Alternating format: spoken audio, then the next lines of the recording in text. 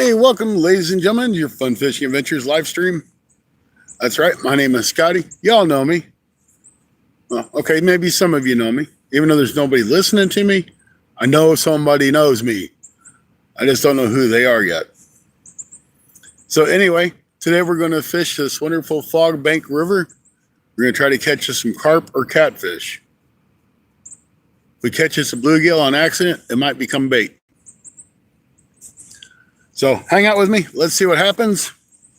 Hopefully we'll get on a nice fish or two.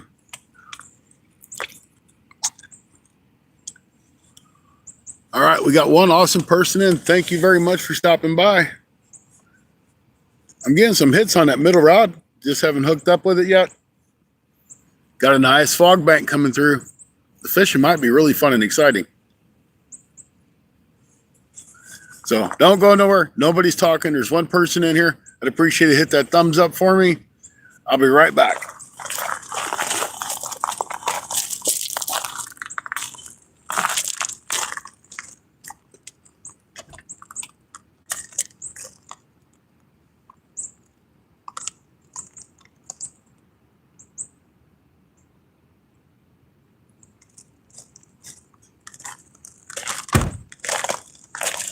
So I'm going to check these baits really quick. I've had them out for about 15 or 20 minutes.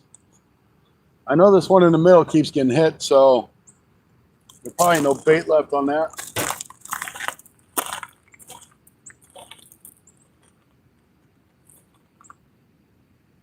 This one don't have no bait on it. Oh yeah, it does. It's got some left. It's got some left on it. Let's put some more on it. So the two white rods have pack bait, and the yellow rod has a piece of skipjack on it for some catfish.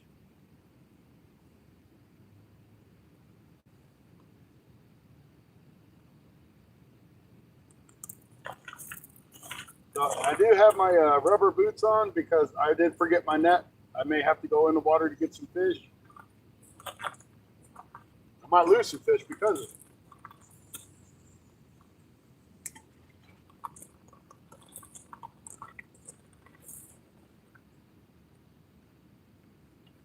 Can't believe I ran off and forgot my net.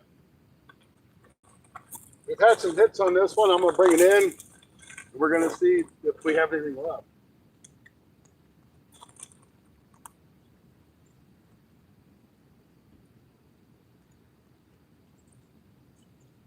Yeah, I got no bait left on this one, guys.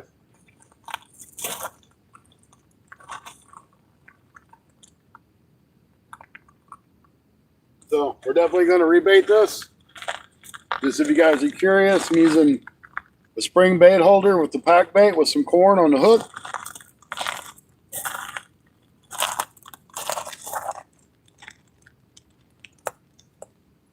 This has been a really hot spot for me. Hopefully we'll get on some more fish.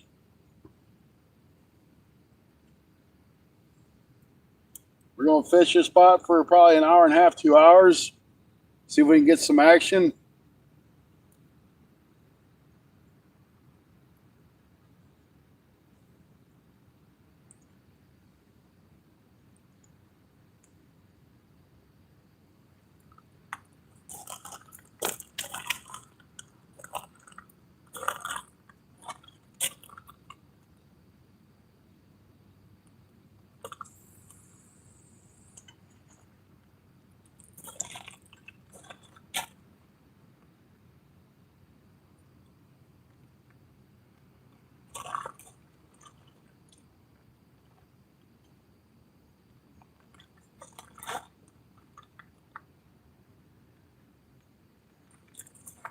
So this river's up some, which I'm kind of glad. Hopefully that'll help the bite out. I need to get in here and see how far I can go in this water before I get over the top of my boots.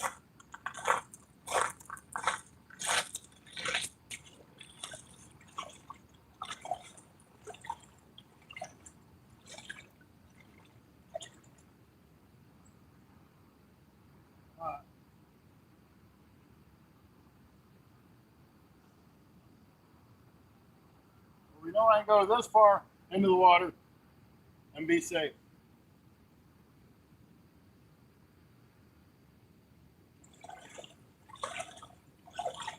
We got all kinds of leaves in the water, which isn't going to help anything. I get my drink, and we're going to be good.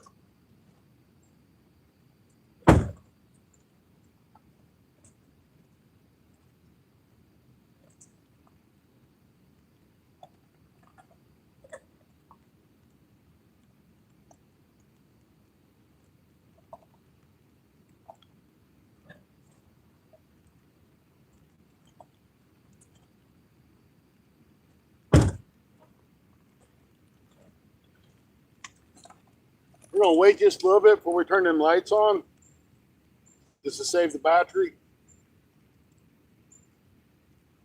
Starting to rain. Ain't that some crap? I don't think it'll last long. We'll just throw a jacket on. That'll be good. Maybe the fish will start to bite and make it all right. Hopefully it don't get too foggy. We can't see nothing.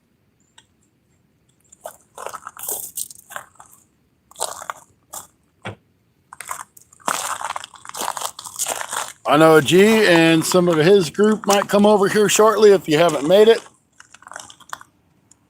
So I look forward to seeing everybody. So I'm going to throw my jacket on, just keep the rain off me. Not like it's going to help a lot, but it'll help some. So I put my hood up to go over my head, then I dump all that water in my head.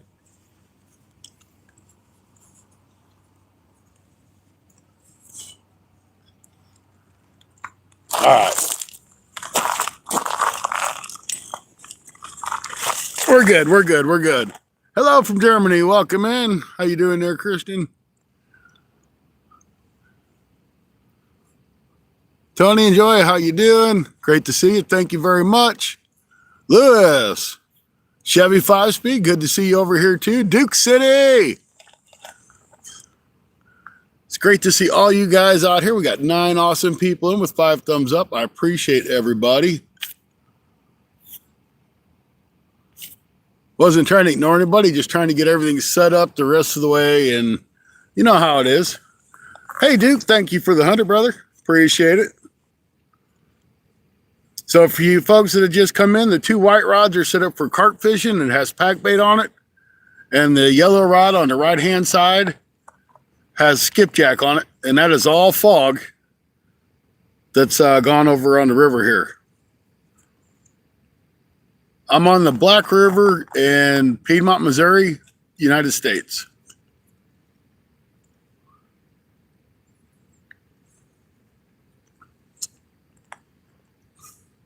I have caught 26 carp out of this spot, and I've lost 5 carp on top of what I caught. So this is a hot spot in the summertime, but I don't know how it is in the fall. I've never tried to fall fish just for carp. So we're going to learn together. Fishing and cooking with Jose. Jose, welcome in, brother. Thank you for stopping by. Carp, common carp or grass carp. They're pretty much known as a trash fish here in the U.S. They're a treasured fish in the U.K. And I would guess they would be just about anywhere that fresh water is. They're not saltwater.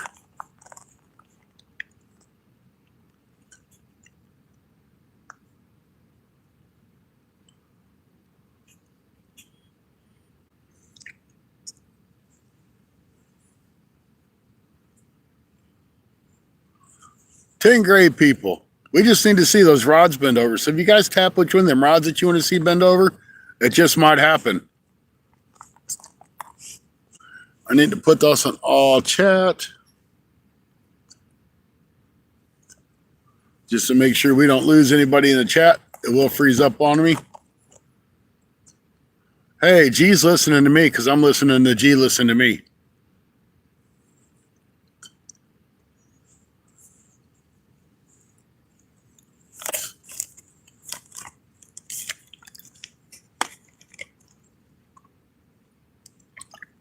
We're not going to put nothing in. It's just a spring with pack bait around it and one of those leaders from Eagle Claw, size 4 hook. It's pre-tied. Actually, I think I've got the ones I got, I think, are actually the Ozark Trail ones. They've worked pretty well. Size 4. Yeah, this fog just rolled in. It wasn't this way when I started setting up.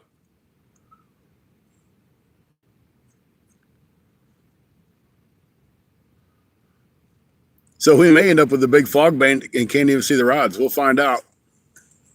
Which is kind of going to stink because it's an hour and 20 minutes here and an hour and 20 minutes back. But I have a camper here. I have to winterize it anyway, so it's not like a waste of a trip.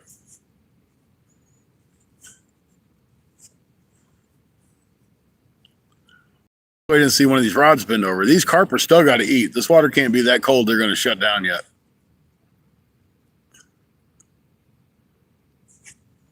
I really want to see that yellow rod bend over. I've only caught a couple fish on it, but I'd like to catch a nice fish on it.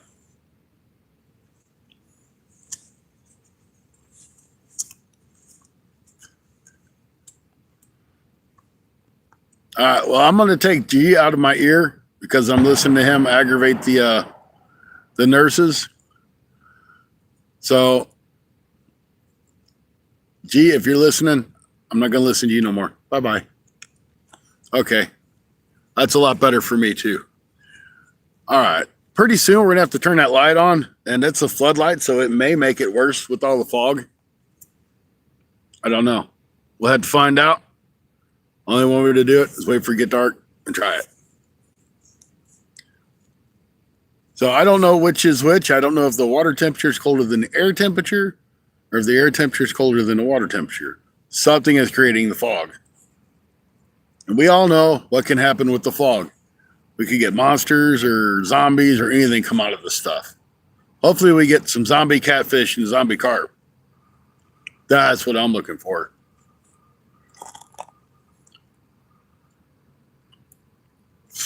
Pretty soon, Duke City might actually go live. If he can ever find time to get out here. Love to see that man out fishing again. There we go. Got some happy poop. Got to have a happy poop to get your live started. It's starting to rain on me. And if it like rains, we're going to have to move into the truck. If it's just sprinkling a little bit, I'm okay with that. But the rain could turn to bite on. Hey, Brad, thank you for the happy poop. You know, I love me some happy poop. It's like 65 degrees here, guys, and it's really humid. Like a lot more humid than what it should be. It's been a beautiful day. I wish I could have been out here, but I had to work. So, yeah, you must be over on the east side. I'm in the central side. 41 in New York. It's going to get to be around there tonight for a low. Hey, Albert, how you doing? Hey, I'm glad you come over from G's channel. I was listening to him, listen to me, doing a live stream. It was kind of fun. Well, you guys can still see the poles good, so I'm not going to worry about it now. But probably in about 10 minutes, that light's going to have to come on. If we need to, we do have another light that we can use.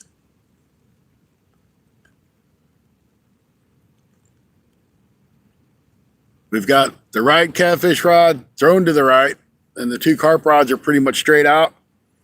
If I have to go out in the water to get my stuff, I do have my rubber boots on. I can only go so far. And this dummy forgot to bring his net. I got a new net. It's a new used net, but it's a new net, and I still forgot to bring it. Good to see you in there, G.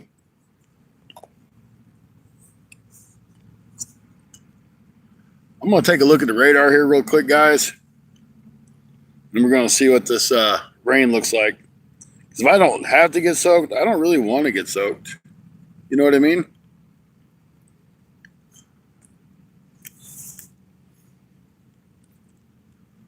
because it is coming down a little bit harder. I'd rather just turn my truck around and sit in here and catch fish too. Yeah, I seen him come in. Chevy was in here when I got done fooling around, and I seen Albert pop in. He said you sent him over. So thank you guys for coming to hang out. If you don't mind, hit that thumbs up. We're gonna have a rocking good time if these carp ever start biting. If not, it'll be like every other live stream, and we won't catch no fish. You don't know until you throw, though.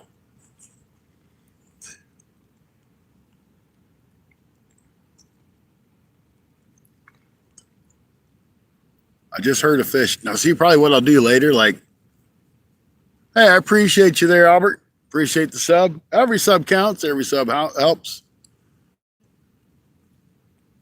Every membership helps. You know, all that good jazz. And if anybody ever like a sticker, all you got to do is send me an email. My email address is funfishingadventures1@gmail.com. And I'll be happy to send you a sticker out.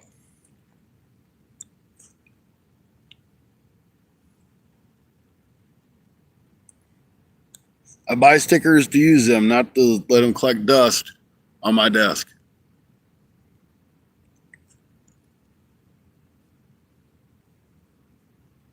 Duke, send another 100. Come on, stupid radar. Ooh, that don't look good. No, I don't want to see the stupid ad. Okay, so look, I'm going to show you guys what I'm looking at. I'm going to move you just a little bit. Okay, so we are the blue dot. See that blue dot and that green? Now we're going to hit the forward. You see where all that green and the red and stuff is going? Going right there where we're at.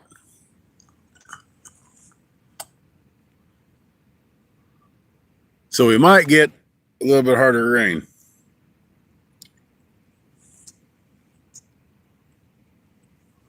Blue dots is not good when we're trying to fish, and it's green and red coming through it.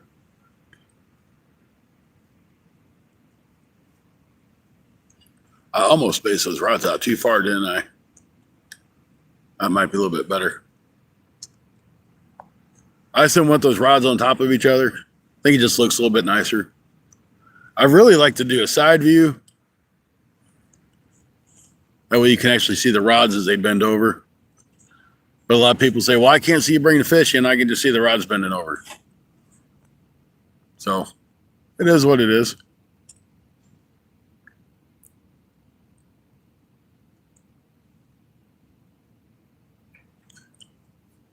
G says, be right back. Gotta clean up. 5 minutes. He'll be back 25 minutes probably. We are in the deep fog, folks. So what I was going to say earlier is when I get done fishing here, I'm probably going to go over by the spillway and see if I can't catch me a couple nice bass or something once it gets dark, maybe a walleye. That'd be great. Appreciate you coming over here, Albert. Thank you very much. Not too many people live tonight, so I kind of expected we'd have a decent crowd. Of course, you know, our little crowd is just a small thumbprint compared to everybody else out here in the world. But they may come in, and hopefully Ziggy comes in soon.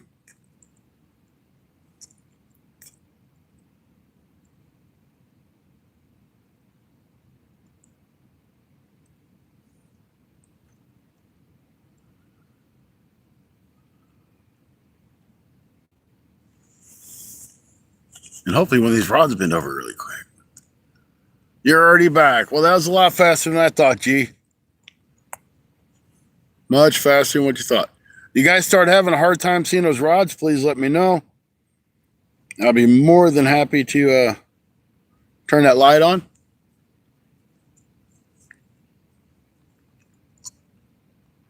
Wasn't no 25 minutes, G said.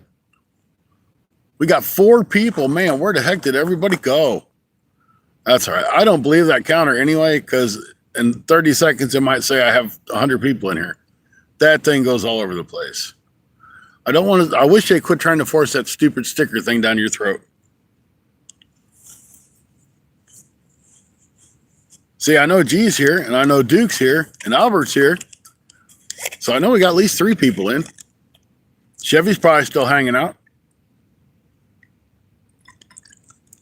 I'm hanging out. And you know what, guys? I might do something I don't normally ever hardly do. I might enjoy a cold adult beverage this evening. I know.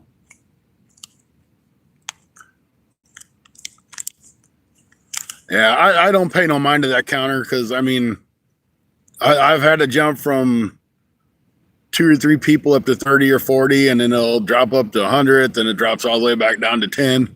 I don't believe it. Yeah, I think I'm going to do it.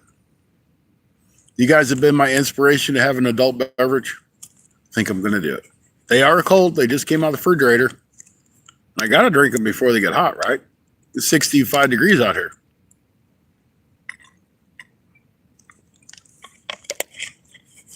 And I can't leave them in a camper because it's going to start getting too cold. Hey, Sparrow, how you doing?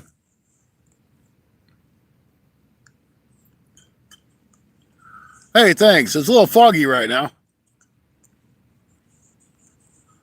She just cracked an iced tea or an iced coffee open. All right. So I tell you one cool thing about this yellow rod. It will actually glow. It's not really bright, but it will glow once it gets dark.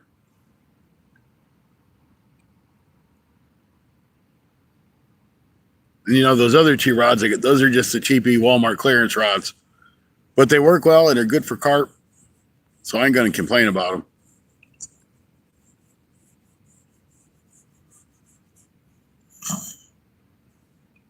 Yeah, this coffee's good.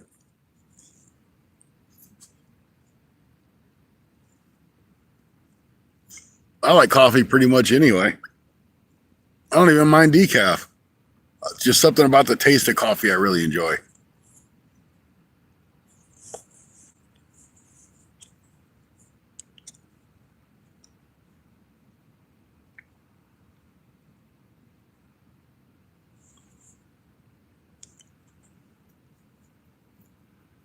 All right, I think I'm going to go ahead and turn that light on, much as I hate to do it. I have a second light in case this one blows out, but left rod. GoPro, start recording. GoPro, start recording. Got a fish on, guys.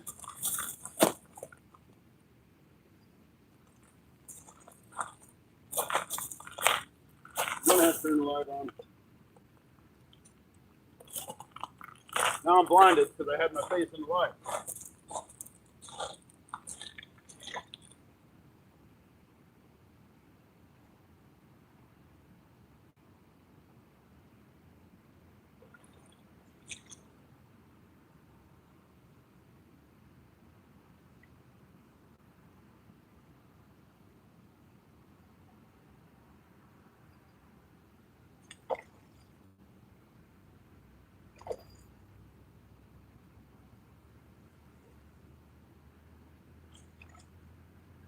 They ain't super big, but it's still fun.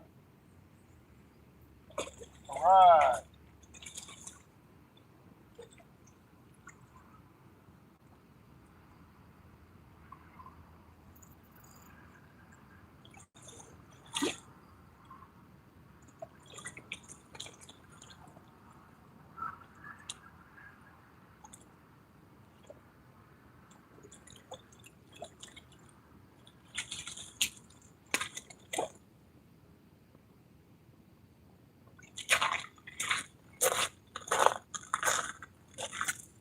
All right, guys, here we go. Hey, we'll have to try that one again. He jumped out of my hand. Can't believe I forgot my net. First carp of the day so far. Not a big one, but it's still a carp.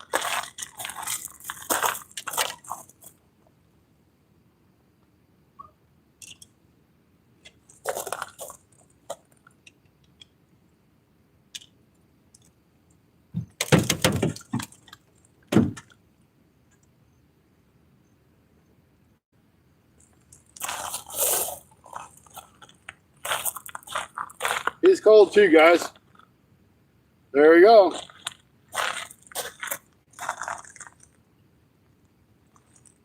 Nice carp. Let him go.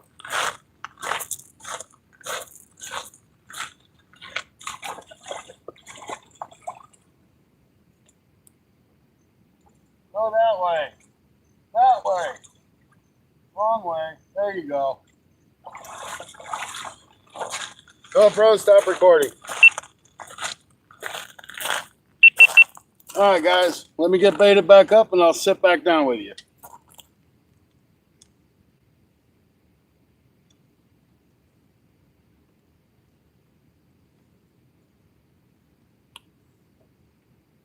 Usually takes about an hour to get these carp in. I don't know where we're at in the live stream. I don't think we're quite at an hour.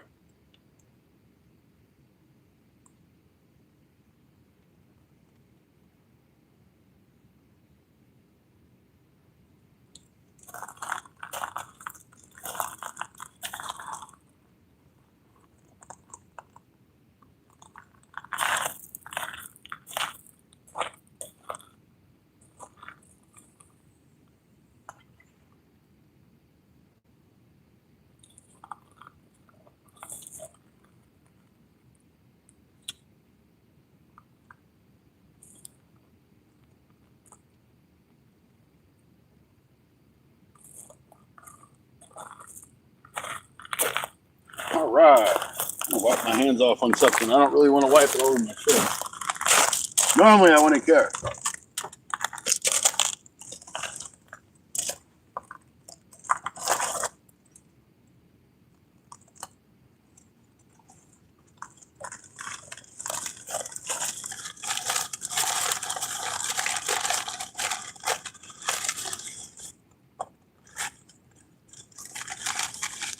I got a good old McDonald's bag. It'll work good enough to wipe the slime. Gotta wipe the slime. Hell yeah, there's our first one. You know what? We're gonna celebrate that first one.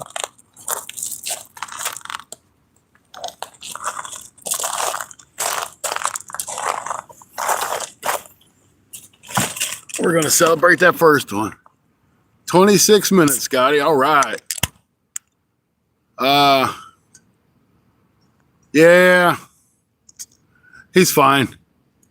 He swam off just fine. I was nice and let him out, nice and calm. Not my fault he jumped out of hand. It's my fault that I forgot the net.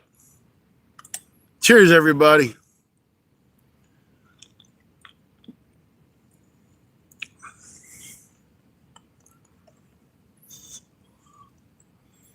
Here's to the first carp of the night. Can somebody put one carp on her so I can pin it? Hopefully it's just the start of mini carp.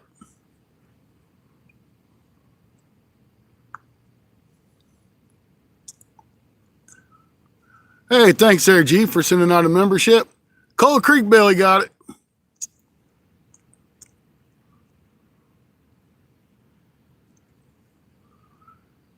Thank you there, Duke. It's a little bitty size 4 hook, and I tell you what, to be honest with you, people say you got to use small hooks for carp. I was using a 1/0 hook, and I had no problem hooking up with carp.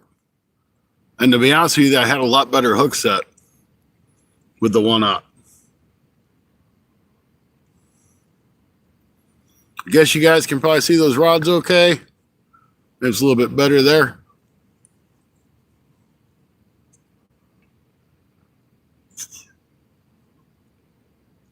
I'll tell you, that first drink was very yummy. I don't do this very often, so y'all are very privileged, and I've never done it on live stream. Looks great. Good deal. I hope you can see that rod bend over pretty well.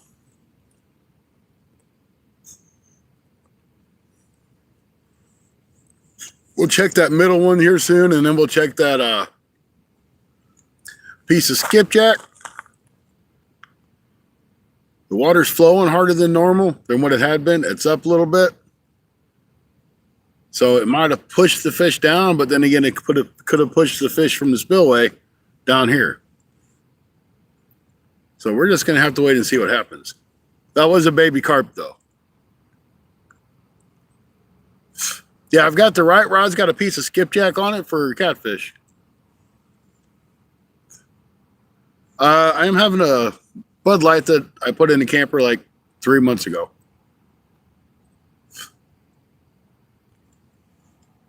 I don't drink any hard stuff. I just have a couple beers once in a while. But if I put it in the Powerade bottle, I'm having a Powerade.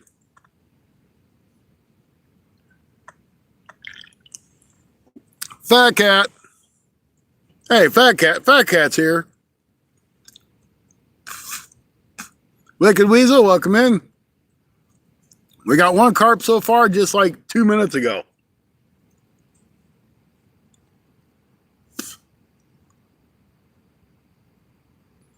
Hopefully, there's a lot more carp to come. We've only been going for 30 minutes now. So we got to let that bait get out there and get in the water to get these fish interested. The 2 left rods are cheap Walmart South Bin, bargain bin, clearance rod and reel combos. The rod on the right is a Rip and Lips rod. I really like the rod so far. Now they have 2 rods. They look the same, but they're different. And the difference is between the $69 value one and the $89 one is the one has an aluminum seat, aluminum reel seat. The other one's got like a plastic type of reel seat. And that's the one that I got. I just had a hit on that middle rod. He didn't hit it hard, but he hit it. Jared, Jamaican Shirt Fishing. Good to see you, brother. Bless up. Bless up yourself. Northern, welcome in. I was wondering where everybody's at. I'm glad you guys popped in. Now, this is my spot to where I've caught 26 carp, and I lost 5 all in a 4-hour show. Do I expect that result again today? I don't know. Northern, you are here. I see you. You are here. Been watching Jose. Did Jose get a deer? I know she was after him.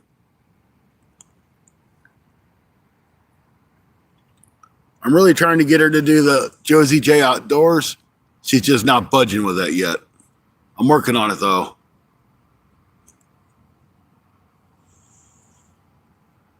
Yep, Jose. That's why I call her. Jose J, 1991. She's going to slap me one of these days when she sees it. She don't live that far from me.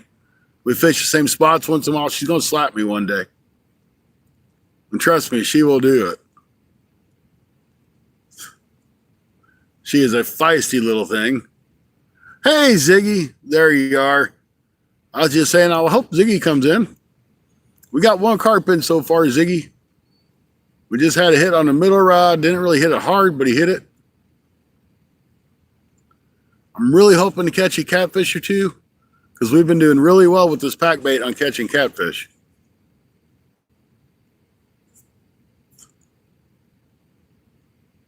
So it's good for catfish and the carps.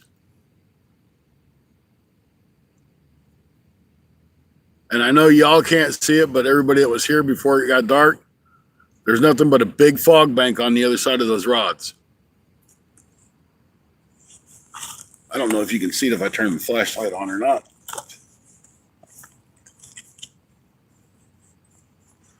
Now this is a pretty cool little flashlight.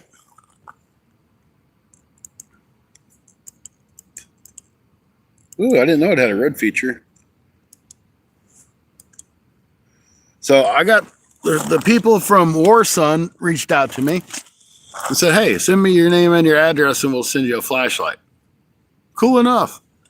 They didn't ask me to do a video, nothing like that. But I will because they were nice enough to send me a flashlight. So this is a pretty bright little light. That's like the low setting. That's the bright setting. And And that's the super bright setting. That's a little bit of flashlight, guys. I mean, I can see my line on my rods.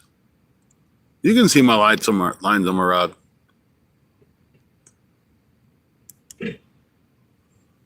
So I thought it was pretty cool of them to send. Plus, it's got a light that's on the side. I don't really want to shine it to you guys because I don't want to blind you.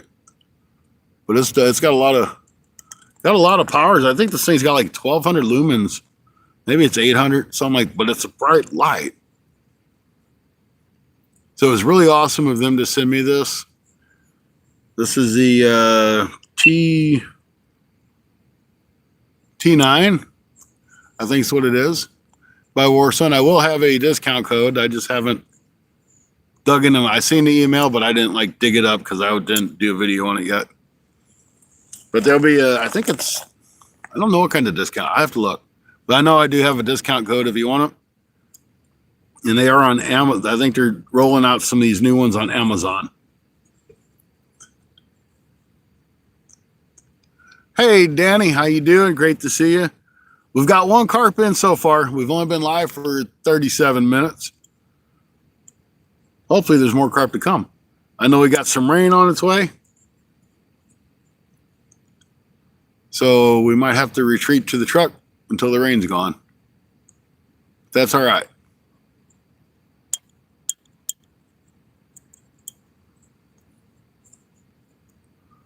We got 2 carp rods out, 1 catfish rod.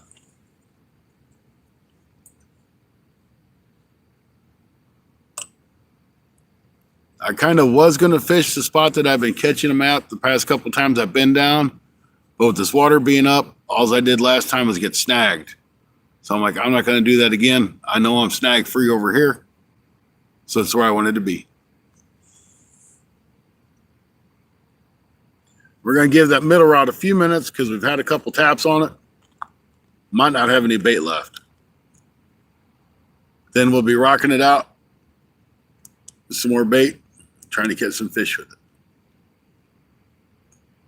I dig this light, man. That is one bright light. I don't know if you guys can see all that fog or not. Can you see that fog? That's fog. It's all fog back there.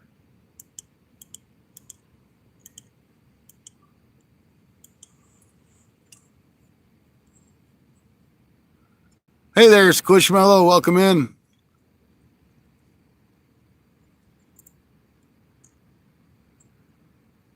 Swedish Meatballs does sound good. Firearms and Fishing Outdoors. Welcome in. Good to see you. I haven't seen you before, I don't think. If I have, forgive me. But thank you for stopping in. And thank you guys for coming from Jose's deer hunting exploration to hang out with me.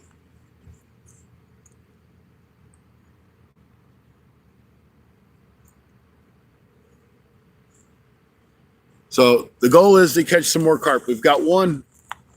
Where there's one, there's more. At least that's how I feel. I only have 3 rods because that's all I brought with me. I normally fish with 2. Squishmallow is Mid-South. That's my nickname for him, is Squishmallow. Because he's a big squishmallow.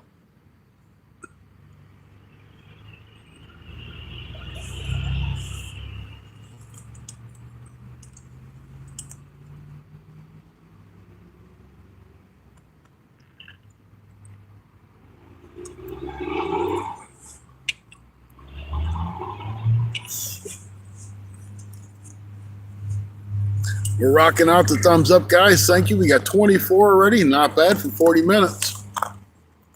Actually, not even that, because I don't think anybody came in for the first 5 or 10 minutes of live. You guys are awesome. Thank you. You're welcome there, Mid-South. The utmost respect to you, my brother.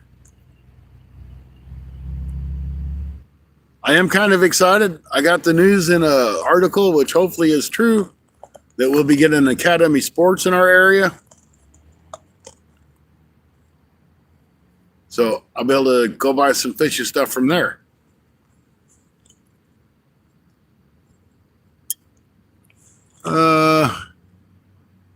Never fish for carp.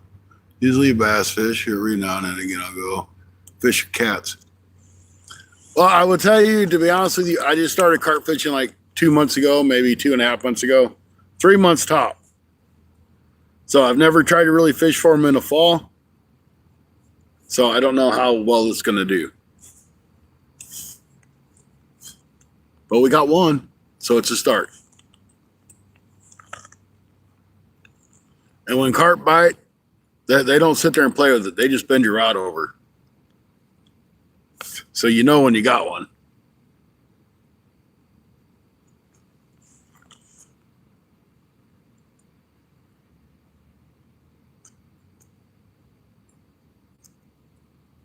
Yeah, my local Bass Pro is probably about an hour away from me. So it'd be nice to have the only thing we have right now is Walmart. So it'll be nice to have another spot I can go get tackle. And they run some good deals once in a while. I have a buddy of mine that is always finding the deals. And he got some really good deals at Academy last year or this year.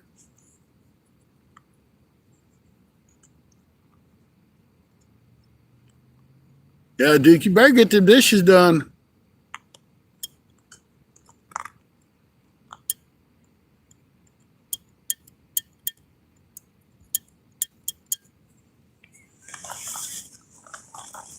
All right, I'm going to pull that middle rod in because we did have some hits on it. I'm not sure if it did anything, but it did get hit a couple times. See if we got bait on it. Guys, don't go anywhere. I'll be right back.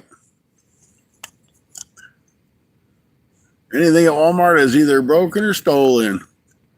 That's the truth. You should see their little rod bin back in the clearance aisle. So everything has got broken tips on it. And they still want $40 just for the reel. And I'm like, that's not a $40 reel.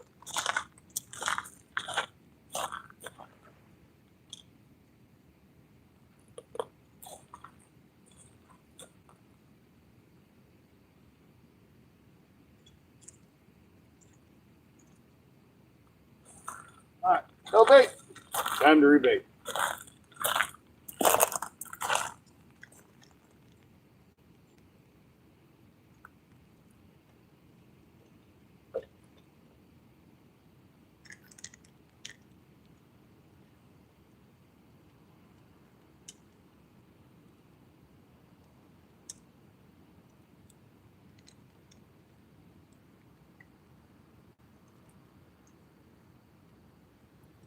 I tell you what, I'm going to throw this one in a little bit closer, see if the carp ain't closer to the bank instead of a little farther out. I've done really well with fishing 15, 20 feet off of the shore. That was something big.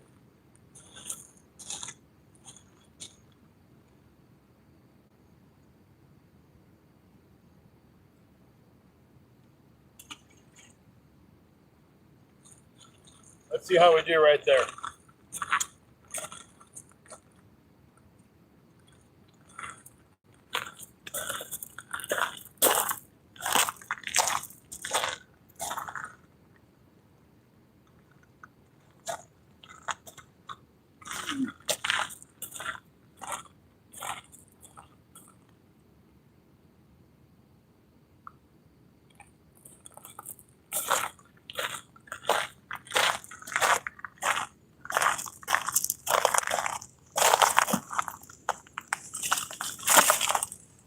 All right, you can still see the rods all right. I was afraid that one was leaning out too far.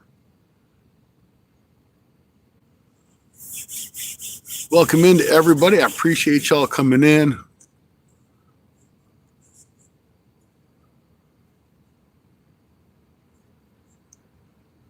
Hey, Devin, how you doing? Looks good, good. I guess I could bring that catfish rod and maybe recast it.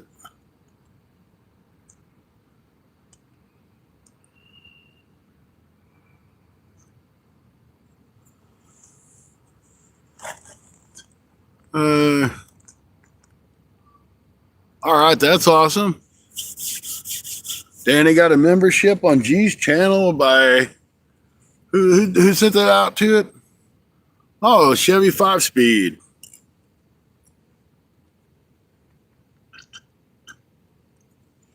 Good deal.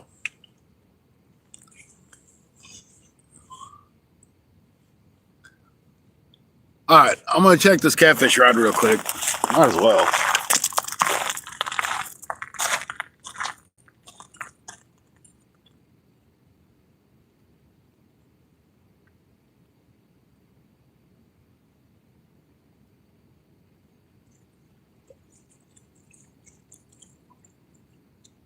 Oh, we still got bait.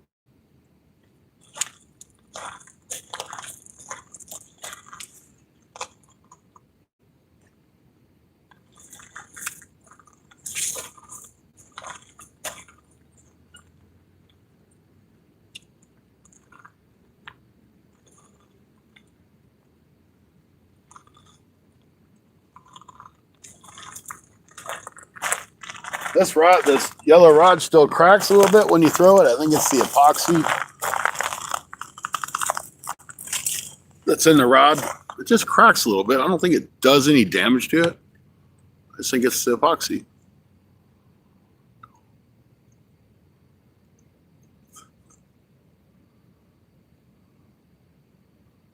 Let me read this.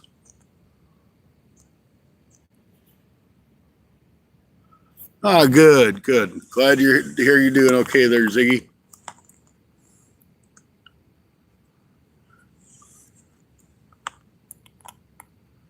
Really feel like I need to move that back a little bit. So I got my power station that I got from Flash Fish, and I've been trying really hard to run it down, and I finally got it down to 16%. But I've run the light on it for like 3 hours, and I've charged my phone several times on it. So it's done really well as far as holding a charge. But after tonight, I'll have to go home and charge it. They really recommend you wait till it gets down to about 10% before you charge it.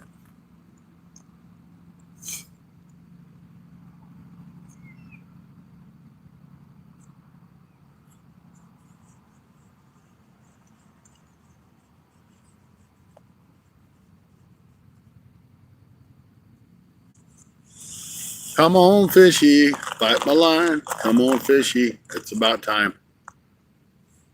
That's my carp song for the day. That's all you're going to get.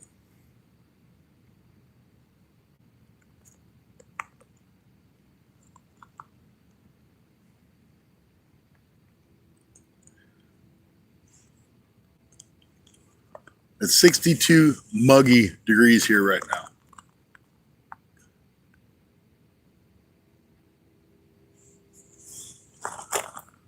Hey, come on.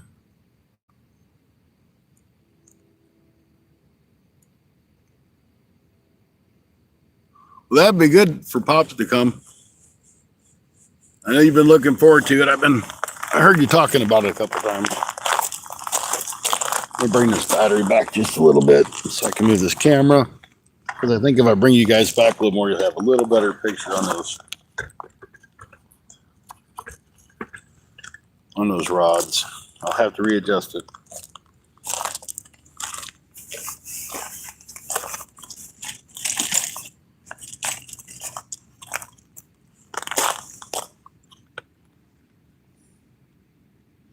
I don't know if that helped or hurt. I figure moving it back would probably help it some. That's all right. All 3 rods have fresh bait. That's what matters.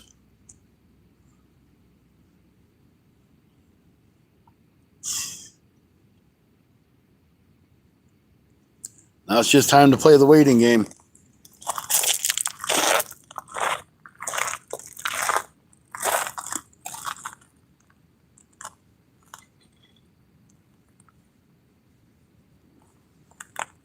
And if you're wondering what kind of fun and exciting dinner we have for this evening, it's called bologna sandwiches. High quality Bar S bologna sandwiches. I found out that G is a fan of the Bar S brand, so I figured I'd throw that out there.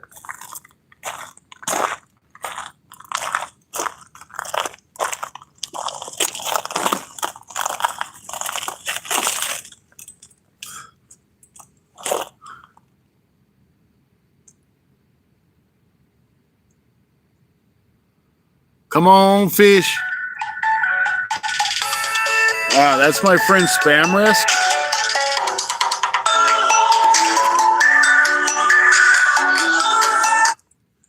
So my friend Spam Risk calls me at least 20 times a day. And he always is so curious about my Medicare Part A and B. And I don't understand why. I tell him I'm 27 years old. I own my own home. I own my own car. I have a full-time job. And I have 2 wives that I don't need their Medicare. And they still continue to call me 20 times a day to check on me. I think they're really nice people. And I appreciate how much they think about me to call me that much and check on me.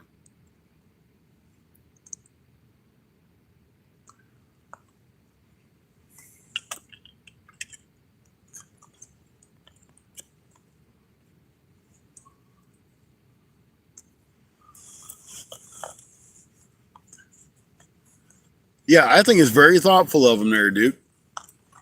I mean, you can't ask for any more than that.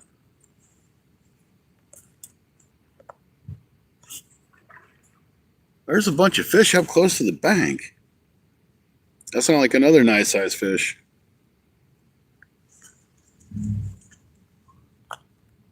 So my friend Spam Risk may end up calling you someday and driving you up a wall. And you can block their number all you want. They still call you. I'm like, it's crazy.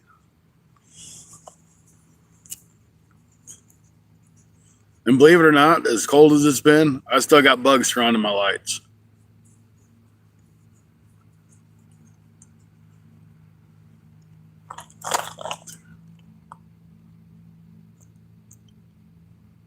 Yeah, I want a sticker too, G.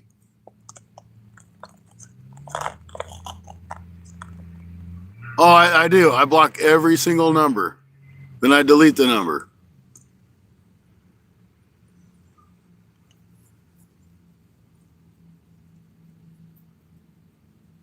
Hey, Dirty 30.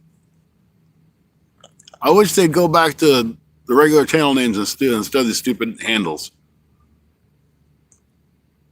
It's dumb.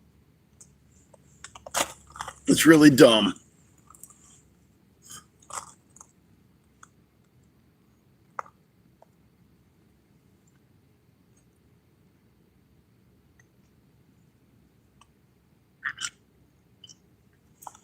Well, that yellow rod really sticks out, don't it? Looks good. Looks really good.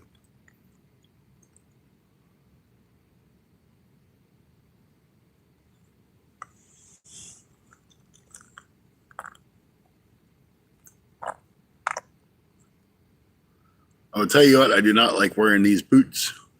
They're just rubber boots, but I don't have my net because I forgot it at home, which is almost always in my truck. But I picked up some furniture the other day, and I took it out, and I forgot to put it back in my truck. So I can go in the water and get fish if I need to. I really don't like dragging them up on the rocks.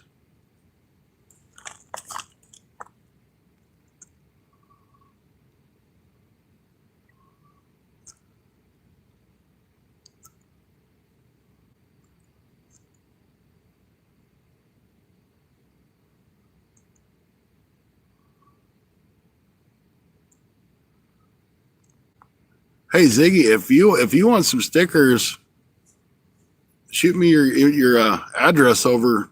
My email's in my description, and I can send you some stickers for my channel, Bank Fishing Adventures, and a Sunday Night Bite sticker.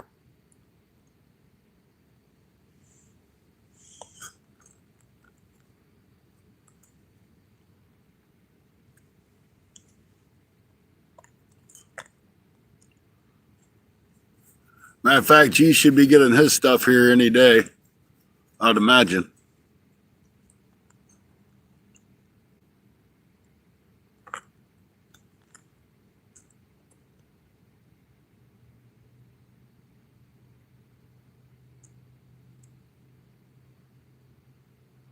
I don't know what's taking these carp so long. They should be biting by now.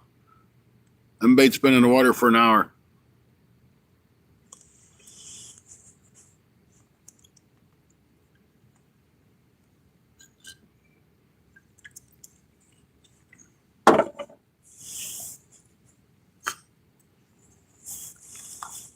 So we're going to give it about another hour. If we don't catch anything by then, we'll call it. But we got time.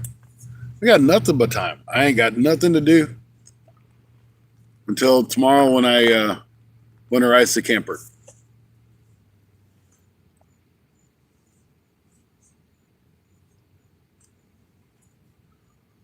Which I hate doing. It's not hard. It's just back and forth, back and forth, back and forth.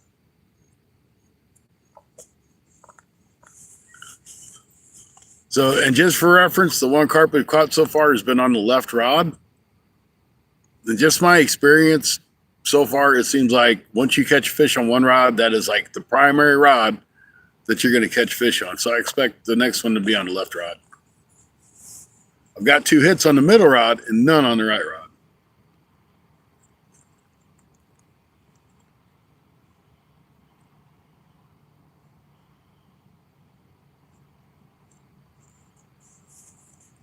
Did my chat freeze or is just nobody talking?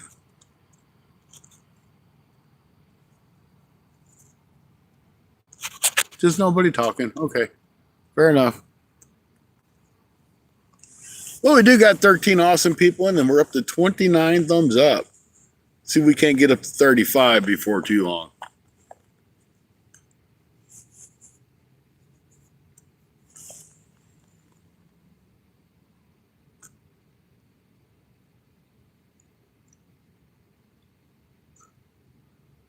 G says, be right back.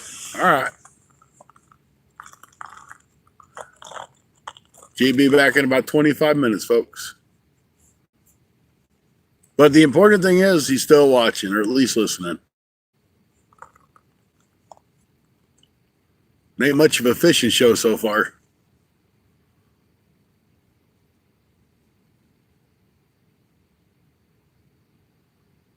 I mean, it's been a good fishing show. We've done really good at fishing, but ain't catching.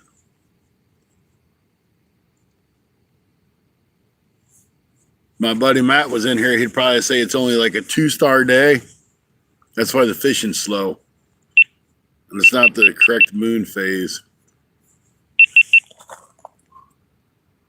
There is something going on with my GoPro. It likes to turn itself off and reset. Like now it's over on photo instead of video.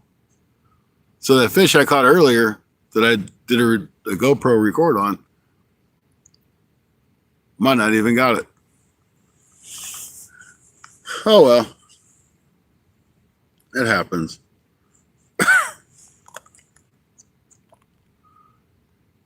Yeah, they do. It's weird. It's like that was a bass. You could hear him jump out of the water and the tail slapping around.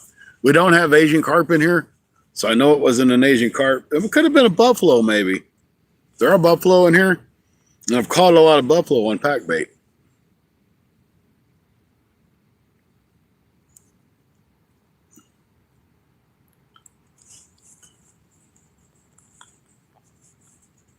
I've caught a lot of buffalo out of here. I knew what you meant, Ziggy. But they really do. They seem to prefer one rod over the other. So the left rod we've got farthest out. The middle rod is closer with the pack bait. And I've got that yellow rod. It's a pretty good ways out there. But it's thrown into a deeper hole. All out in front of me is about 5 to 8 feet. Why do I know? Because I've been over it in my boat many times. So it's kind of nice to know what your structure looks at. But if you go too far over, you're in inches of water. It's just kind of like a gully. It goes through there and it goes right back up to flat. Matter of fact, in the summertime, sometimes you'll actually see us walking off of that shore. We'll come way out into the river, and it's only knee high, maybe. Come on, fishy, fishy. Bite my line. Just do it one time. Come on. Come on, fishy.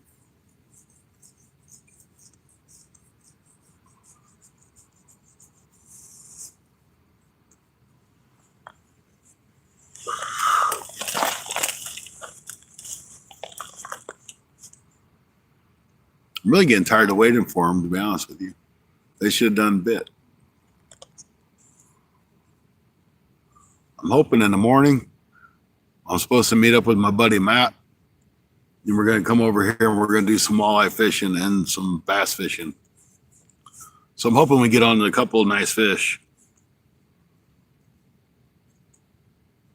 Then I have to head home because I have things that I got to do after I winterize the trailer. Or the camper. We call it a camper. It's a camper. It's not a trailer. It's a camper. But a camper is a trailer. But it's the same thing. Place to sleep at. How's that?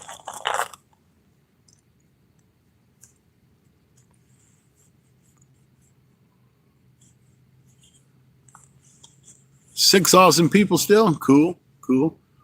One more thumbs up till we hit that 30 mark. And be the dirty 30 time.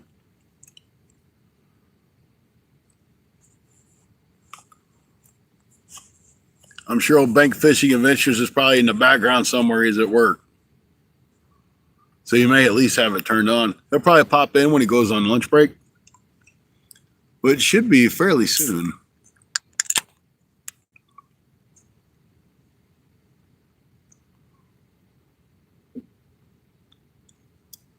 Y'all did not hear that can open. It's quite enjoyable, though. Definitely quenching.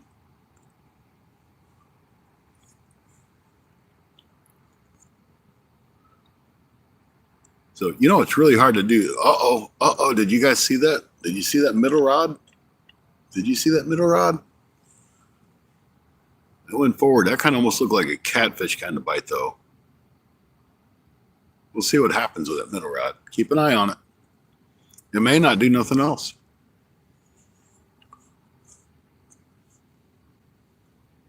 That's the one that's not that far out.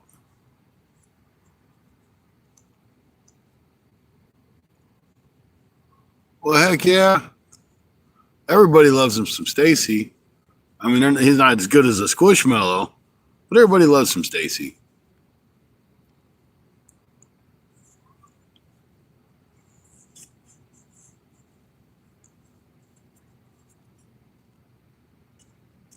I mean, two people that I would love to meet would be Bank Fishing Adventures.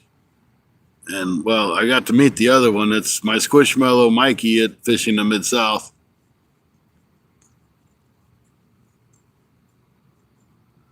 I'd enjoy going over to meet Andy, the Fishing Hoosier, and Wild Hook. That'd be a lot of fun. Get down there and visit with them guys. Wild Hook and Duke, and I guess Rhea's still around. I haven't seen anything from Rhea in a long time. Rhea C. I like to go down and meet all those guys. You know, most guys want to meet the popular YouTubers. I want to meet people that I know. You know, I want to meet you guys. Ziggy'd be fun to hang out with.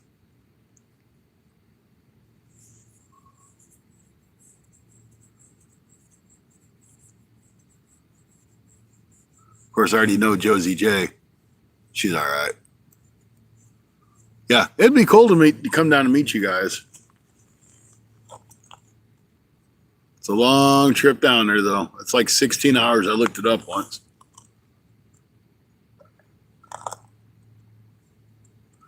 There must be some shad up there cruising around and them bass are busting the shad.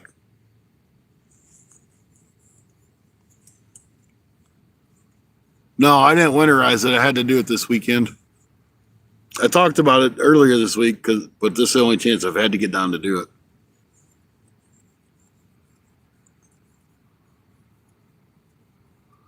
which if I could probably get by with waiting 2 weeks, but surely something would happen and I wouldn't be able to make it. Then it'd be like getting too cold and I'd be too worried about the pipes busting under it.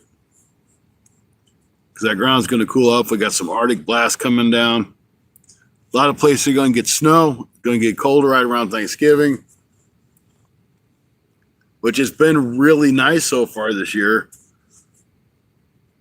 So we're due to get nailed.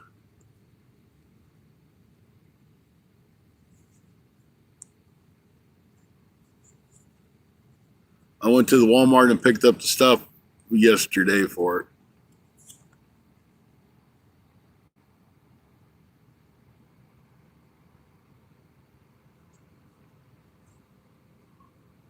Come on. Bend that rod back over, dang it. He hit it pretty good, too.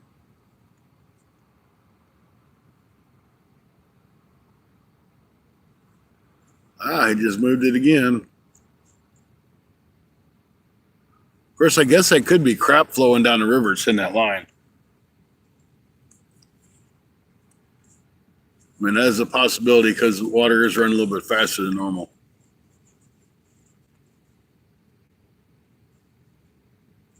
Need to text Matt too while I'm thinking about it, guys. I'll be right back to you.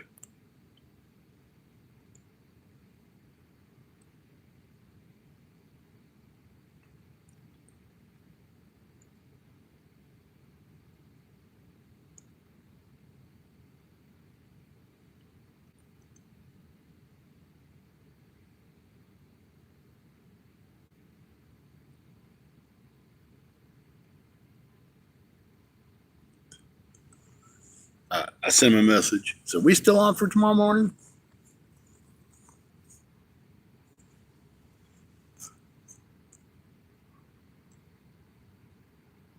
I can be missed sometimes. Shoot, we miss you all the time. What the hell was that? That's not that. Sounded like 5 fish had jumped at one time. Now I know they said that they're starting to find Asian carp in here, but I haven't ever seen one caught and I've never seen one jump in here. But that's exactly how they sound once they get spooked. So I hope them Asian carp ain't getting up in here.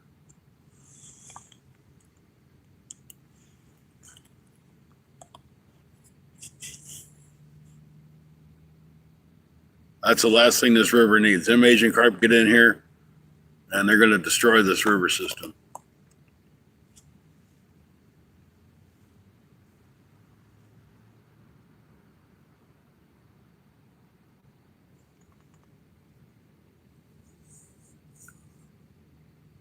I think people have thought they've ran across the Asian carp and they weren't Asian carp, but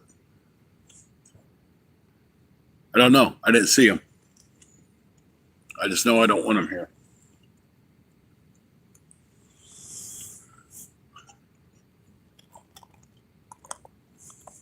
Still got 5 great people in here. We do have 32 thumbs up, so thank you guys.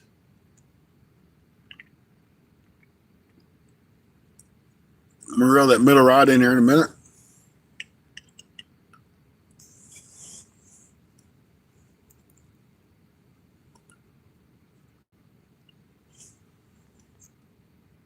Yeah.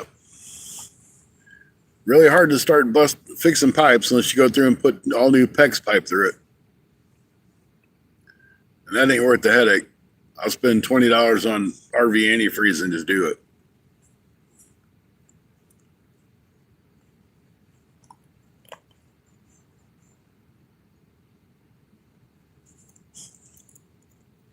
It's only going to take probably about an hour or so to do, so.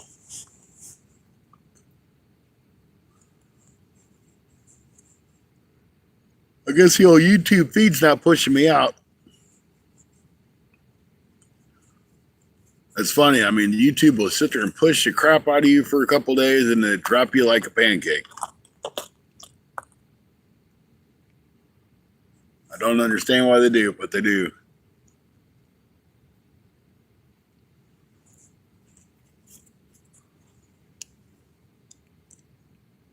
I thought maybe it was keywords, so I put keywords in. I've done several different things. But it just ain't helping.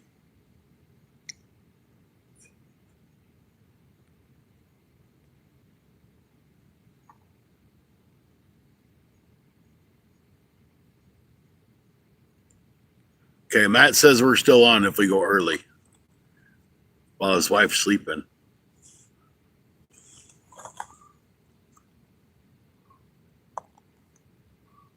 So we will for sure be out here fishing.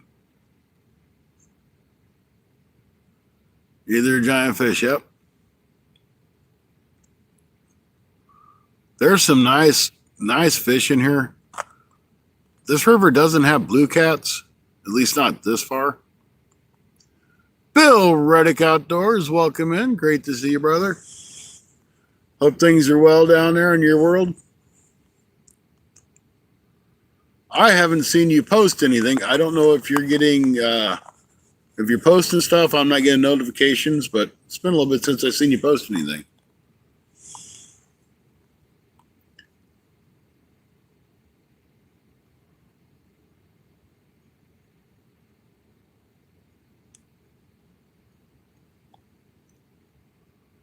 I'd say it's probably been 3 weeks to a month since I've seen you post anything. And you're usually on it pretty good.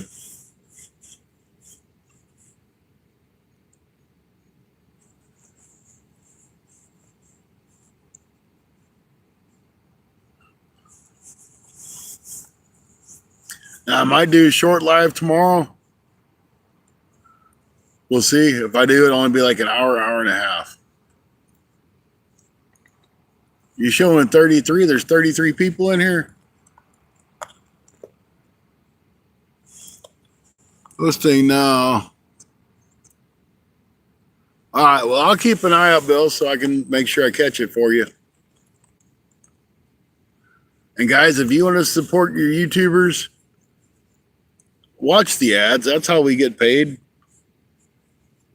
I mean, we don't get much on an ad, but every little bit counts. I mean, I'm just as guilty. I'll skip an ad.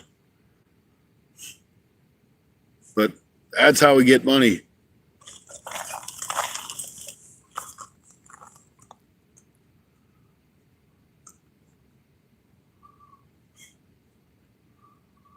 And it was good to see Jerry Wednesday. He didn't come up long, but he had to show up for a little bit. So it's good to see him. I know they're still in disarray over there in Jamaica. Lots of devastation.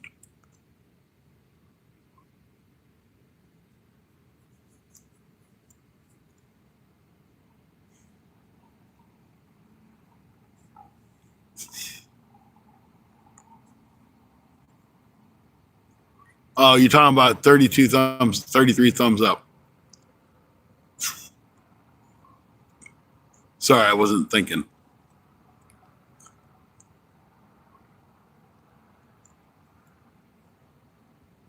Well, Jamaica's pretty much good part somewhat destroyed, kind of what I get out of it.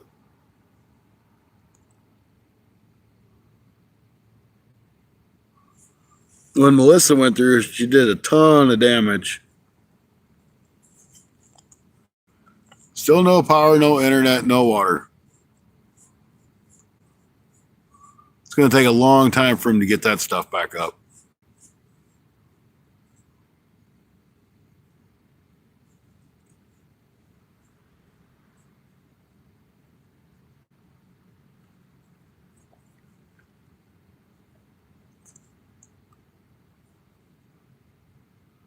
Been running an inverter in my car and my generator. Yep. There ain't much else you can really do. I actually, when I go camping, I carry a power inverter if I need it for whatever reason.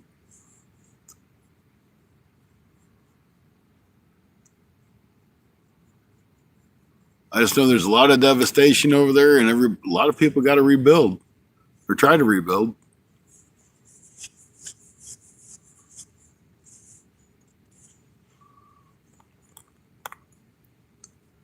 You know, Jerry wants me to come down there.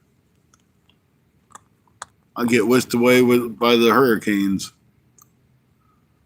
But I think that's like one of the very few that's ever actually like hit Jamaica. Had several go by it, but I don't really know that's been hit too hard by them.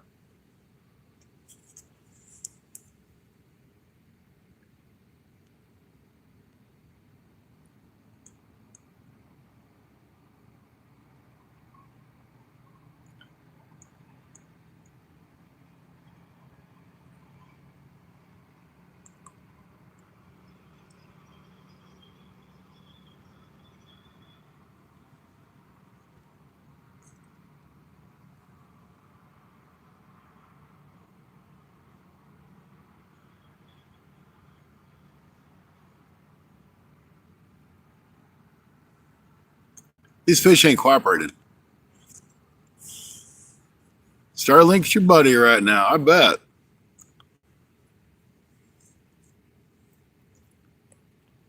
long as you can power that dude up, you're good. Do you normally have Starlink, Jerry, or is that something that you just got? Hey, Kumar, how you doing? Crap, here comes the rain. I can hear it coming across the sandbank.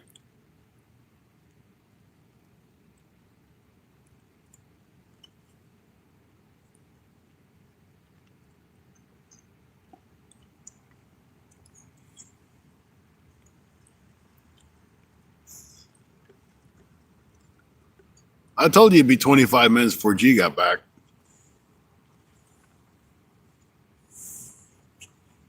And it is deer season here. I've seen a couple people cleaning deer on my way down here. So hopefully Josie gets through one soon.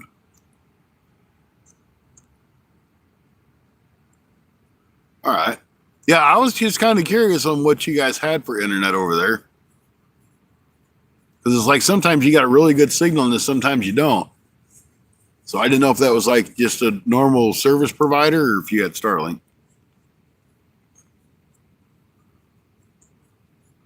Well, he said be right back, BRB. He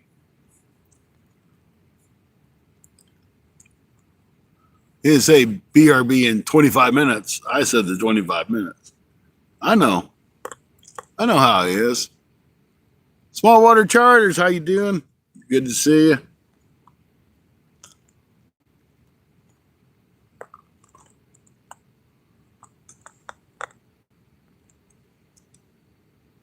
Bill was just in here, John.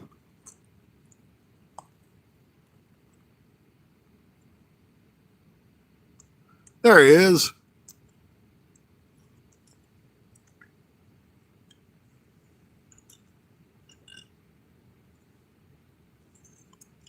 All right, I'm going to check that middle rod. We did have a couple of hits on it.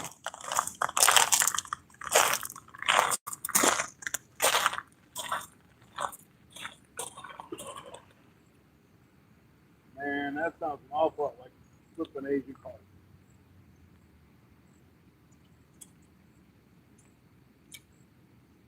All right, we got no bait. We got one little bitty piece of corn. That ain't going to cut it.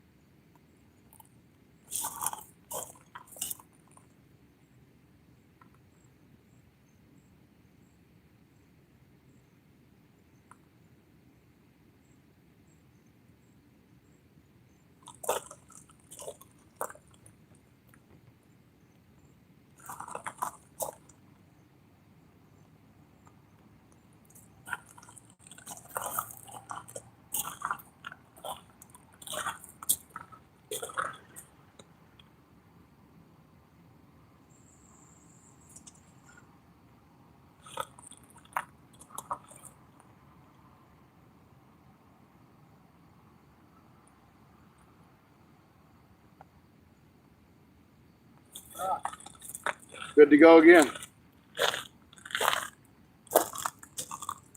We'll give that left rod a few minutes and we'll pull it in. Haven't had any bites that I've seen on it. That pack bait could have dissolved off of it by now. It might not have no corn on it. So we'll see. I know the catfish rod, we ain't got no bites on.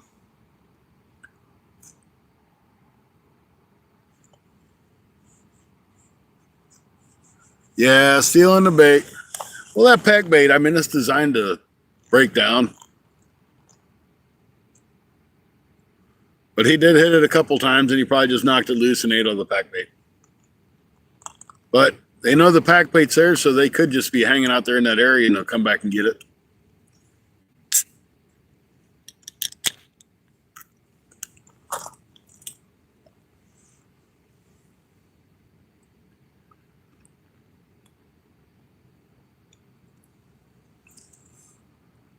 One day when I get rich, I'm going to go down to Florida. I'm going to get me a charter with small water charters. See what kind of cool, fun fish we can catch.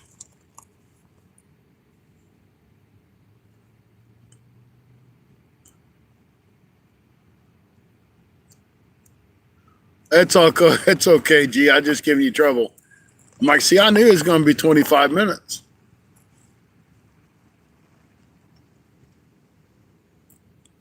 Now it's going to be another 15 minutes. It's all right, though. Really is. I promise you, it's all right.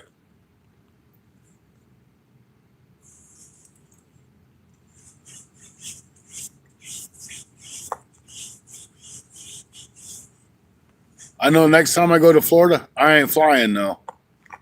Get me damn. My first time ever getting COVID is on an airplane going to Florida. I ain't doing it again. I'll drive it.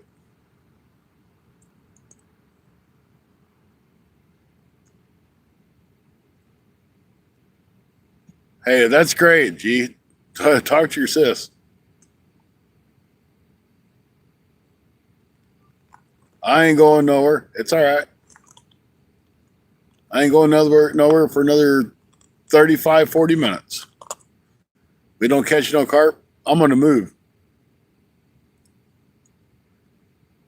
I don't know that I'll go live, but I might pack up and go try to throw for some walleye. But seeing as I don't have a net, because some dummy left his net at home, it might be kind of hard if I catch one.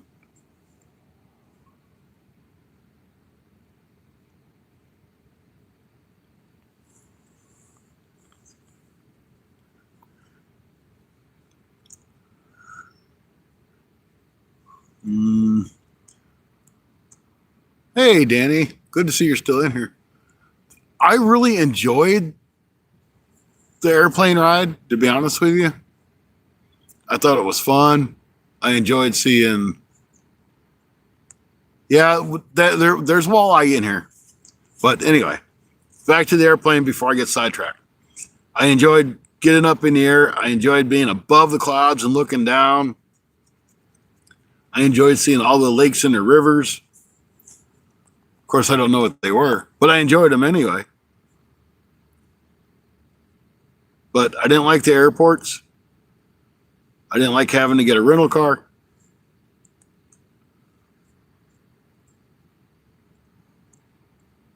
But it was still a fun trip, besides getting COVID.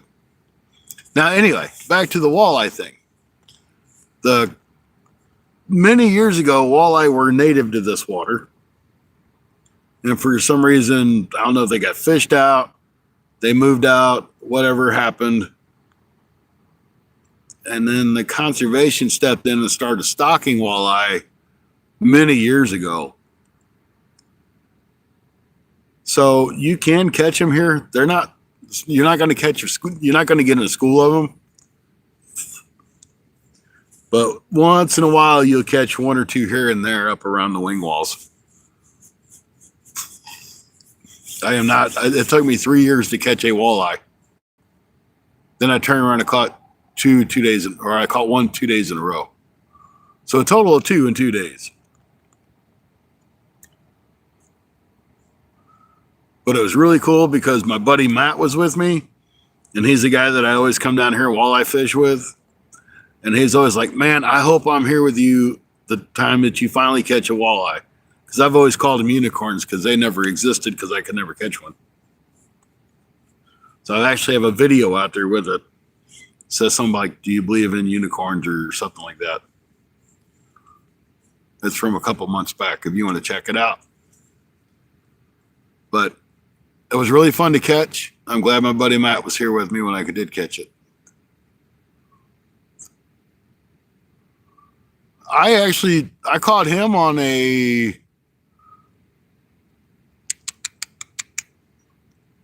Z-Man white swim bait with a chartreuse tail.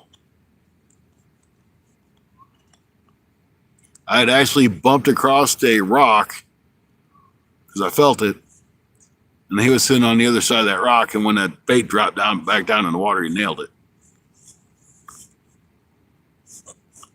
Well, I have to look for the Berkeley flicker shad.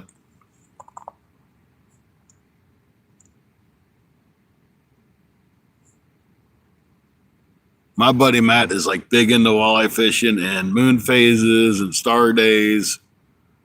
He's into all of that stuff. I'm like, if the fish are going to bite, they're going to bite.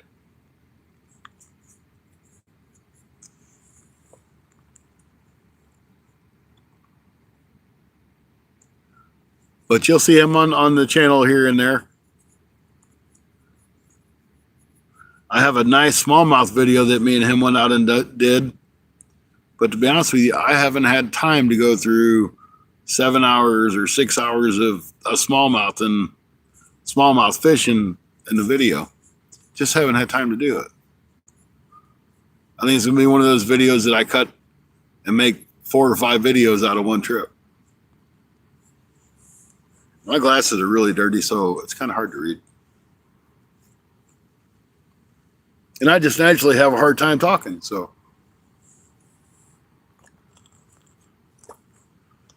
But the walleye I caught, I think it was like 2.5 or 3.5 pounds or something. But it was fun. It was a great fight.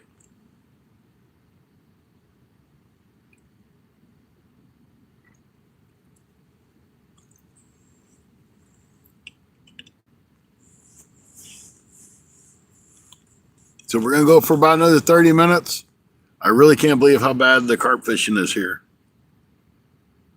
I mean, it's just really been bad. Yeah, and that's where my buddy Matt, he fishes for him all the time. And he knows what to use at what time of day, whether to use a jerk bait or use a swim bait, or, he just knows it all.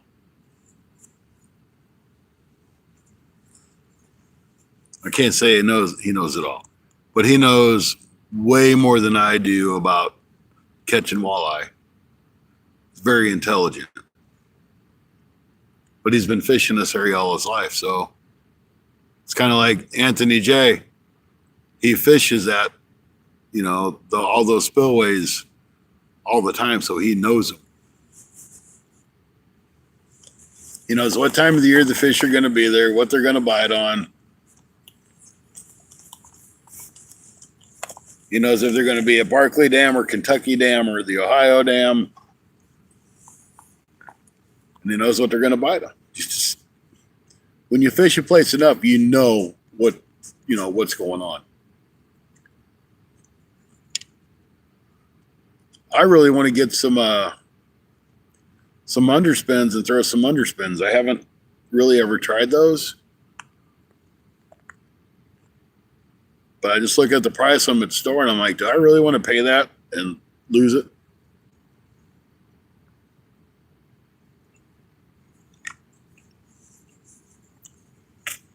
If it's just making, jig heads, I make those. Those don't cost me nothing no more.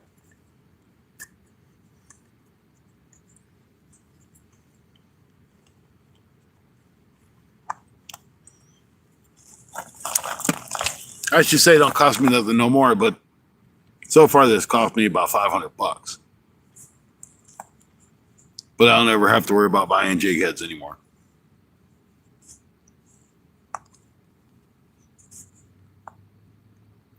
I'd hate to get in and start making underspins, and you got to buy different molds for different ones, and the molds are $50 a pop.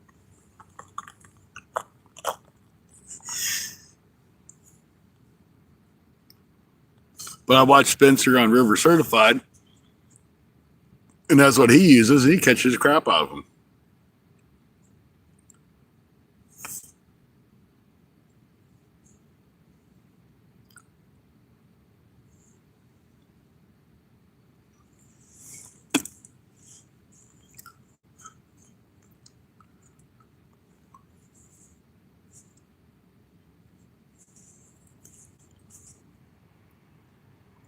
And something else, I know this sounds kind of silly, but it's true. I found that if you fish on one side of the wing wall here, you'll catch bass and crappie. And if you fish on the other side of the wing wall, you'll catch walleye and drum and buffalo. Don't know why it makes a difference, but it seems to. But if anybody's got good ideas for walleye stuff, let me know, because they say walleye bite better when it's cold. Both my walleye I caught was in smack dab in the middle of summer when it was hot.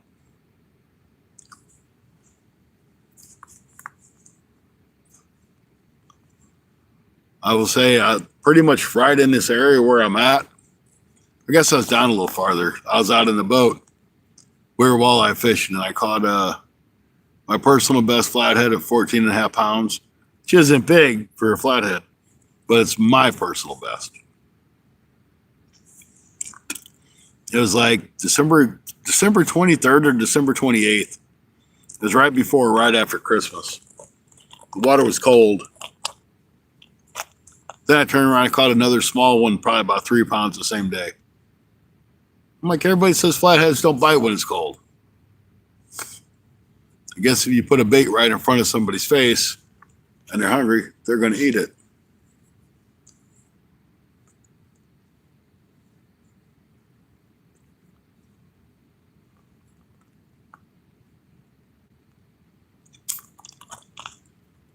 So come on, fish. I don't know what is up with you.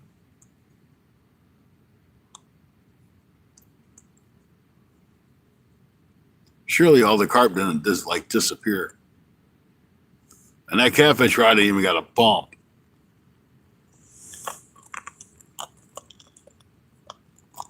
But it's nice the turtles aren't out. They're probably all hibernating now.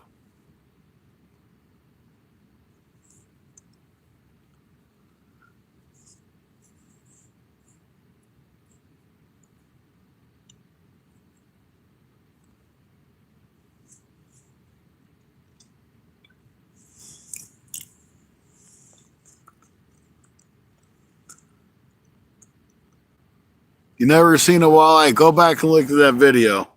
I don't post a whole lot of videos, so it's only probably like, if you click on my video, it's only a couple tabs or a couple videos back.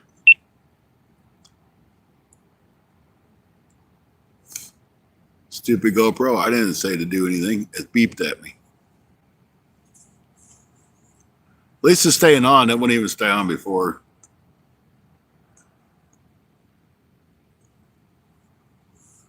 Yeah, I'm glad you got to talk to your sister too, G. Especially if it's been a while.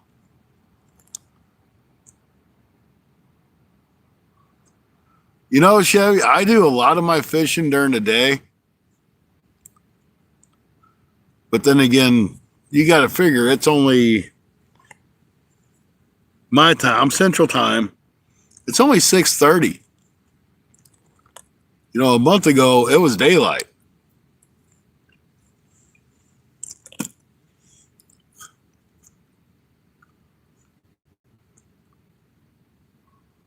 A month ago, it was daylight. So this would be like my normal fishing time anyway.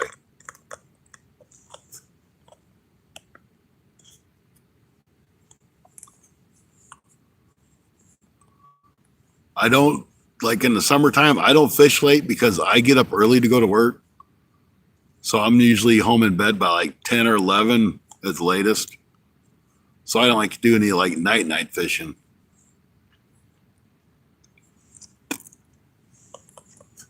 There's a hit on the middle rod. It was a very subtle hit, but it was a hit.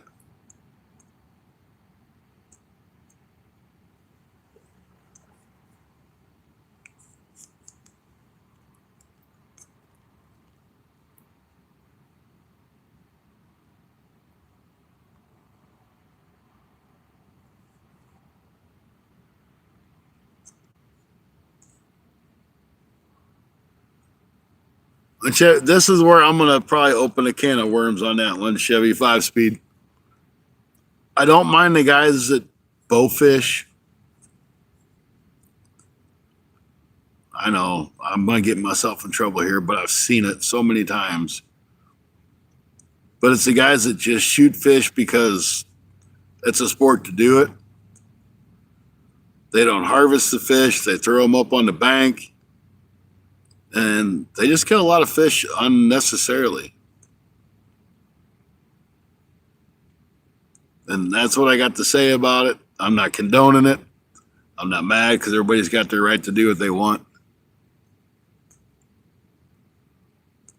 But I think it's a waste. If you're gonna bow fish, shoot the stupid Asian carp. They need to be out of the water anyway. But I've seen so many people shoot gar, and they shoot common carp, and they shoot spoonbill, and it just kills the fish. It's needless.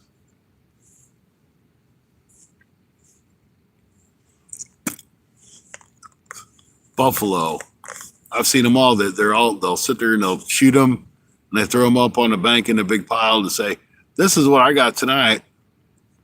Then that stuff stinks. It rots. It gets maggots. It's just bad. Yeah, like I said, I'm not busting anybody's balls on it. I just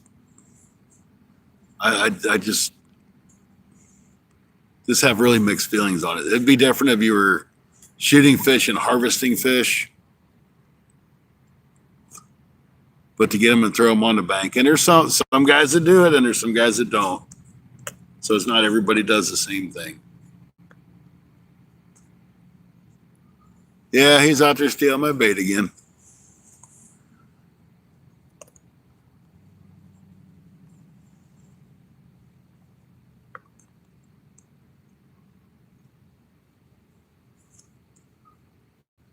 You know, that's kind of like, even if I catch a fish and it swallows a hook, I keep it because I know that fish is going to die. I'd rather keep it and eat it than have it go out and just die and waste away. I don't eat a whole lot of fish, but I will versus wasting it.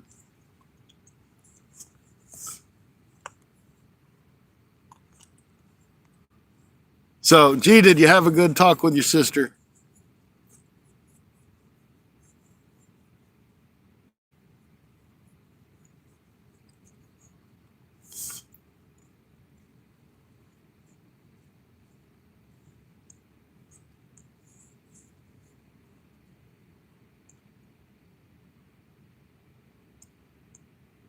Yes, it was long. Good. Well, hopefully you guys can start being a little bit more connected. We give these fish 20 more minutes.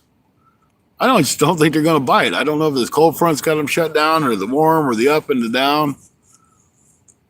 I really don't know, but really hope they start doing something.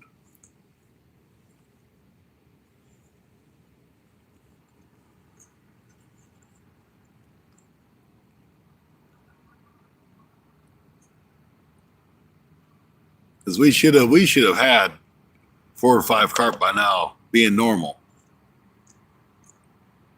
We were very close. Well, that's good. I hope things work out better for you now.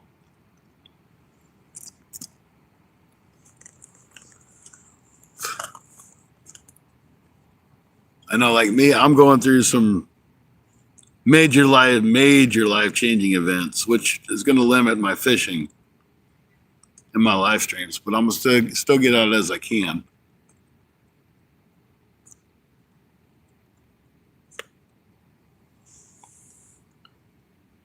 I'll definitely be out on Sunday nights for Sunday night bites, which will probably be moving earlier in the day, if at all possible, once it starts getting cold.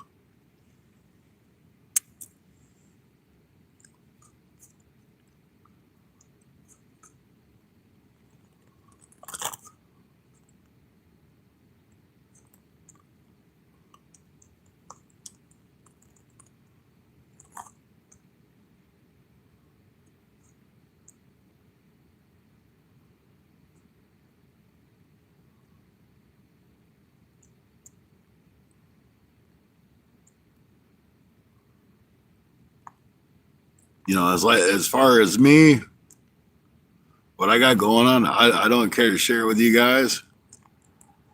I mean, you guys are kind of like my family anyway. You're my YouTube family, my YouTube community.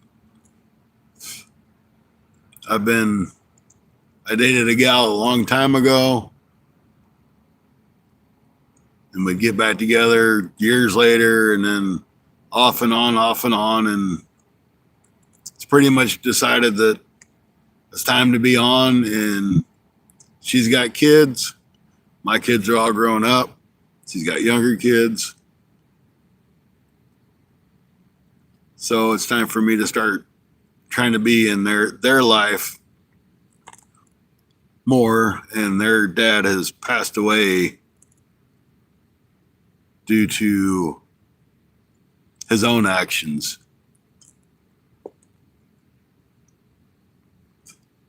So kind of in a way, I'm starting over too.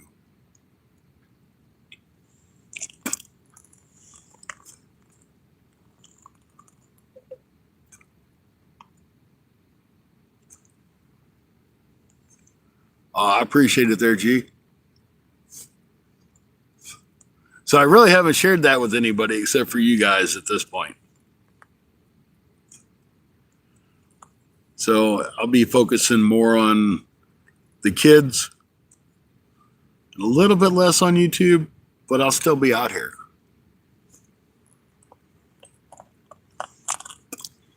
So if you don't see me live very often, that's the reason. Matter of fact, this is probably one of my last times I can really get out.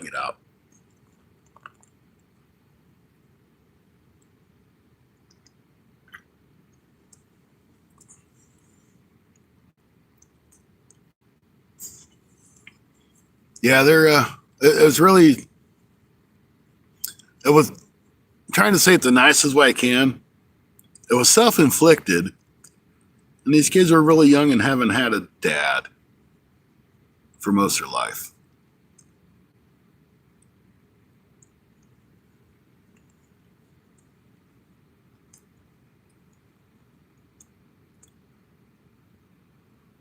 So now I have the opportunity to do the one thing I've done really well, is be a parent again.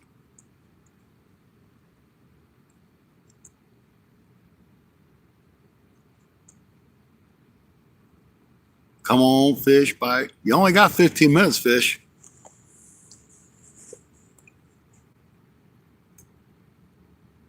Really surprised we didn't catch nothing on that skipjack. I thought that would have got nailed.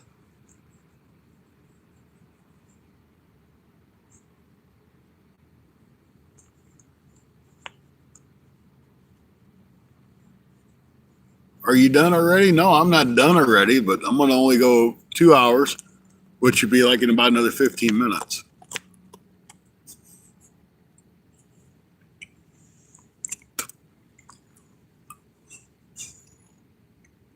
If the fish ain't biting, there ain't no reason to stay.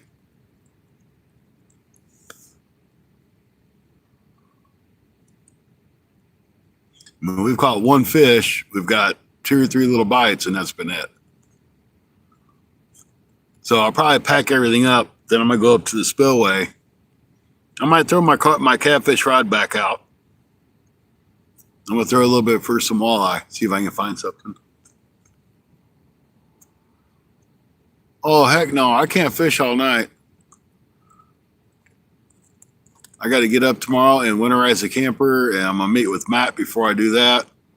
Then I have to head back home tomorrow afternoon. So there'll be more fishing. It just probably won't be live. It'll be video. It'd be different if the bite was on fire and we were getting more, but we've had one fish.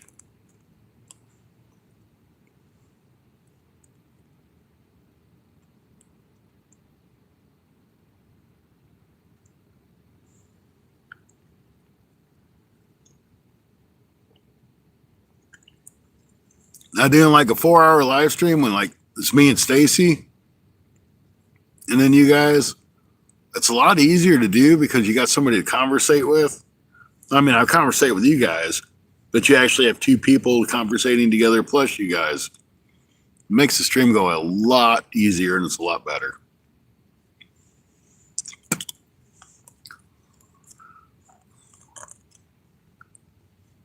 Plus, I need to go eat a bologna sandwich.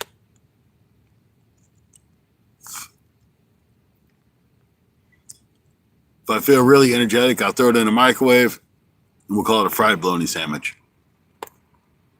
Because I ain't turning the gas on at the camper to make a sandwich. Then I got dirty dishes and all that other crap. Yuck. Yep, at least we got one. It was a little one, but we got one. But this is the time of year the fish are going to be cracking up at the spillway. And I'd go up there. I just don't have service there.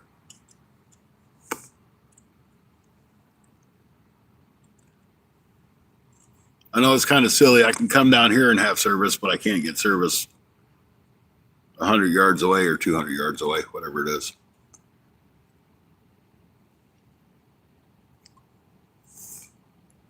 Yeah, time goes by a lot faster. Like when me and Stacy are together and you guys are in there, it goes by faster because Stacy gets involved with the chat and I get involved in, and we talk to each other.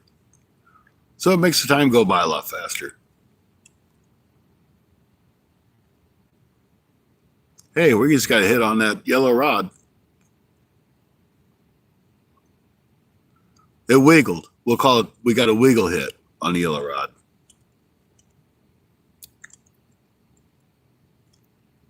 Don't know if it was a catfish hit, but it was a wiggle hit.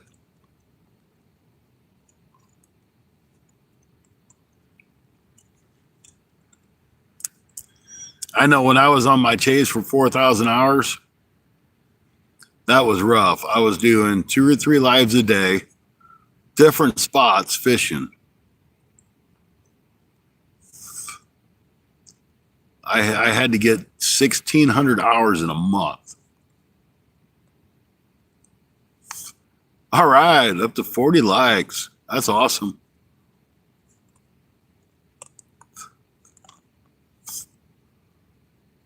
Yeah, and that's a lot of problem I have. There's lots of places I can fish that I'd love to fish. I just don't have service.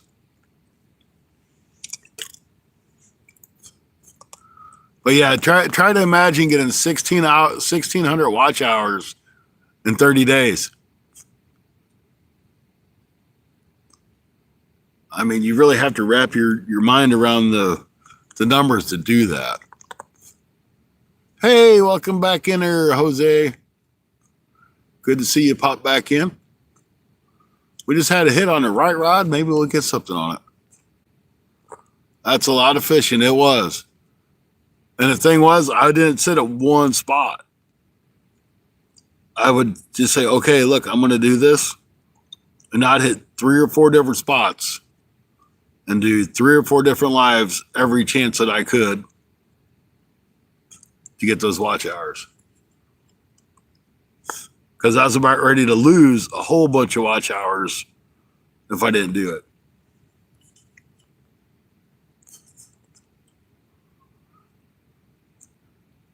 All right. You're fishing for crappie. Ain't nothing wrong with that. I love some crappie fishing. I'm going to do some of that tomorrow probably too. If they're up in here. There's some nice trees right down the way here. You got to have a boat to get to those. But once this water starts getting colder, they'll travel up here by the spillway. And they'll hang out in the weed patches. Hope you're not out in your kayak crappie fishing this time of night. Of course, I think you're in the same time zone as I am.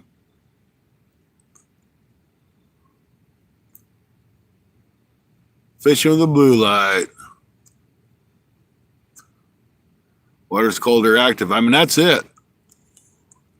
Once this water gets cool enough, gets down to around 57 to 63 is when I find they're the most active. But I catch a lot of big crappie out here in the dead of winter. But I got to be out of my boat.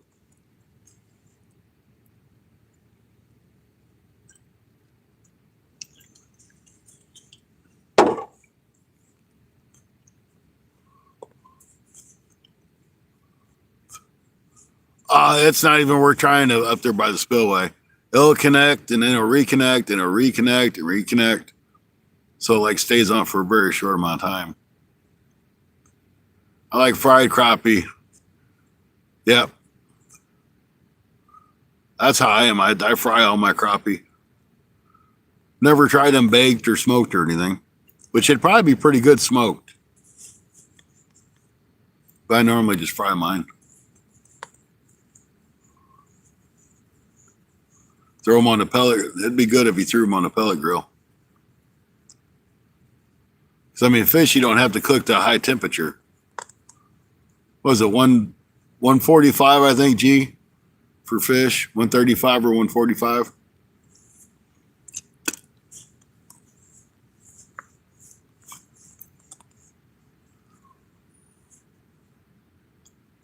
$135.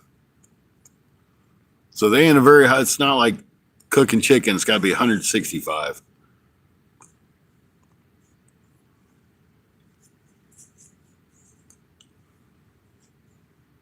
Hunting and stuff. There he is. Where you been? Where you been hunting and stuff?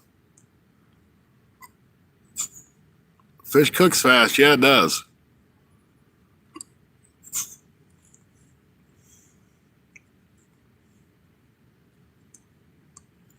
I think I have one more sody pop that we're going to enjoy before we call it. Give them a chance to get the bite. Fish need to bite.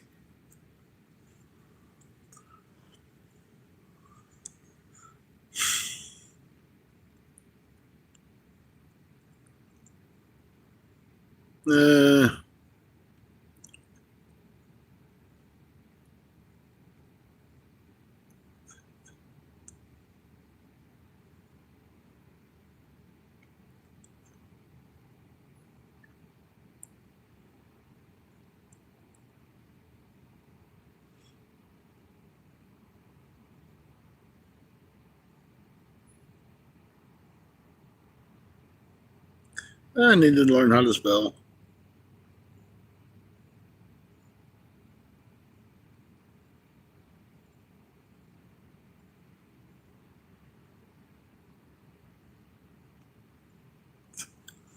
All right.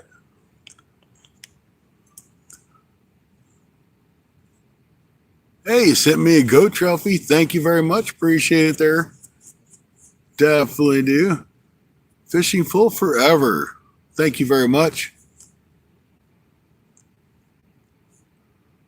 I kind of like that because I'm the same way. I'll fish and fish. Ain't gonna be the catching fool, but I'll be a fishing fool. So I like the name. I dig it.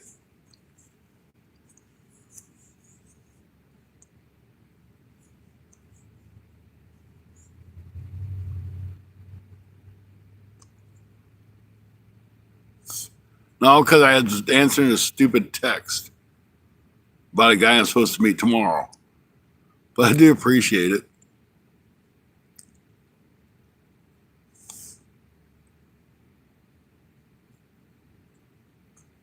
At least I'll be honest about it.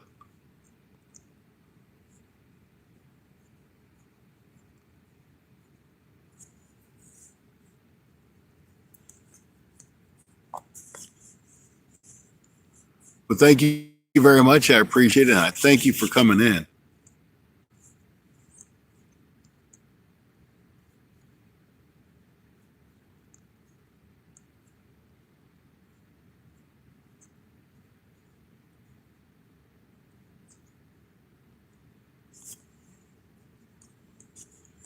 The fog's really set in, guys. I know you guys can't see it, but it's foggy here.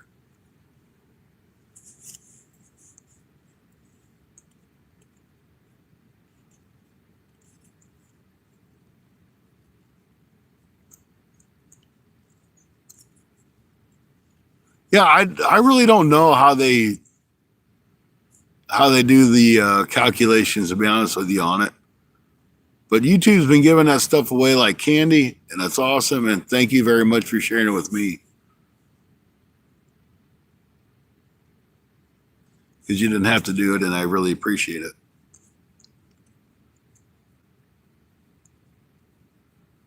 And I don't know if I've seen you in a live or not. And I don't know if you have a channel, but if you would like to leave a comment on one of my shorts, I'll check it out and I will come over and check you out. For every 10 or every 1,000 joules, it's $10. So it's basically a penny a piece. I believe in supporting all channels because I was a small channel at one time, and I really still am a small channel. But I know how hard it is to get people to come over and check out your content. And I like to try to support all other people that make content. But when somebody buys it, you get half. Okay.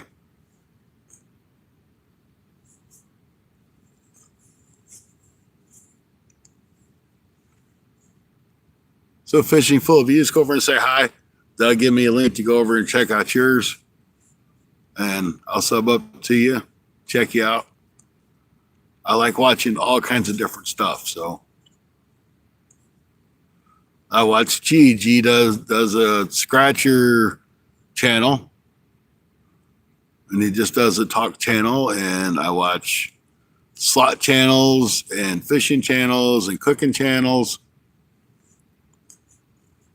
So I check out all kinds of stuff.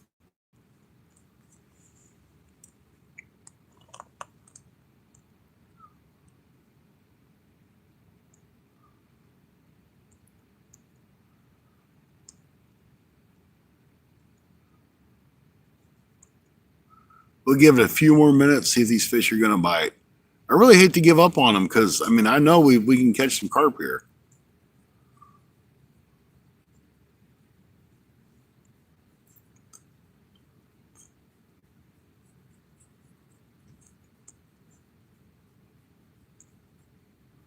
Hey, we're at the 40 thumbs up. Thank you, guys.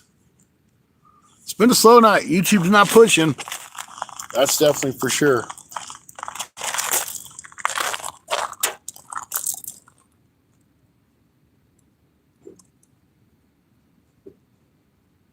My bologna is finally defrosted. Hard to eat frozen bologna, folks. Hard to eat the frozen bologna. I guess after I eat it, I'll be full of bologna. Yeah, I can do that, G. We'll reel them in, rebait them. We'll give it just a little bit longer. That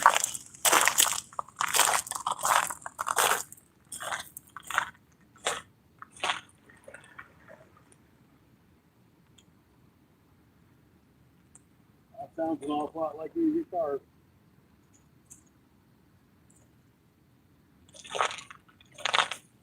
Still got the corn. The pack bait's dissolved. That's what it's supposed to do.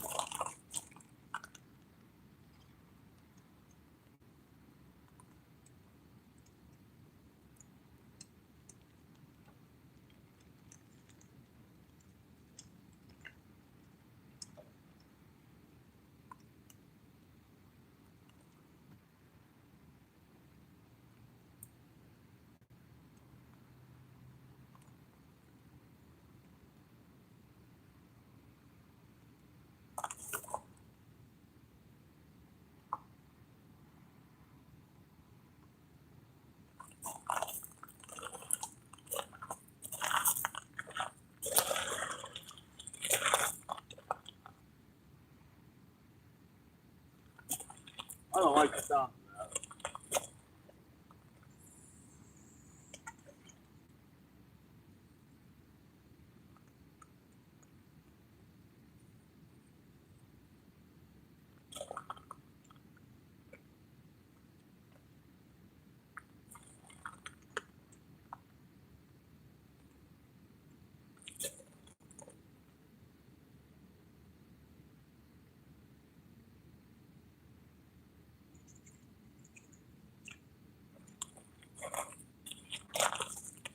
Still got the corn on this one.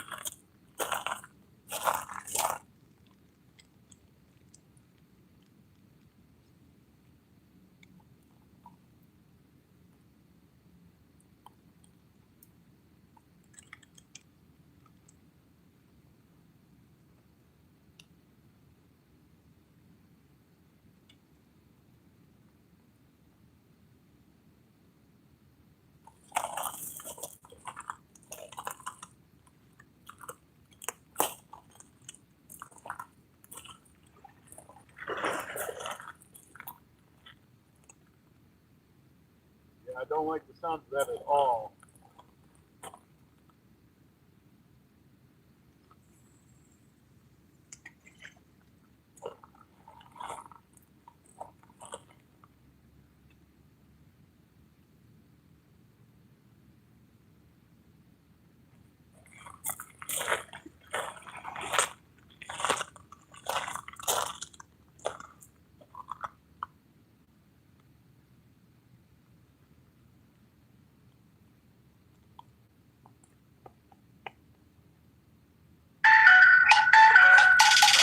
That stupid friend.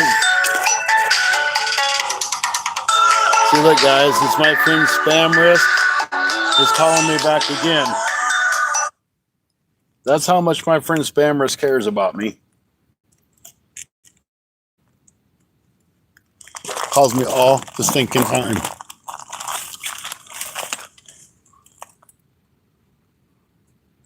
Yeah, I've got corn juice in there. I have oats, breadcrumbs, which I actually grind my own breadcrumbs. Find it's a lot cheaper. And I add some garlic to it.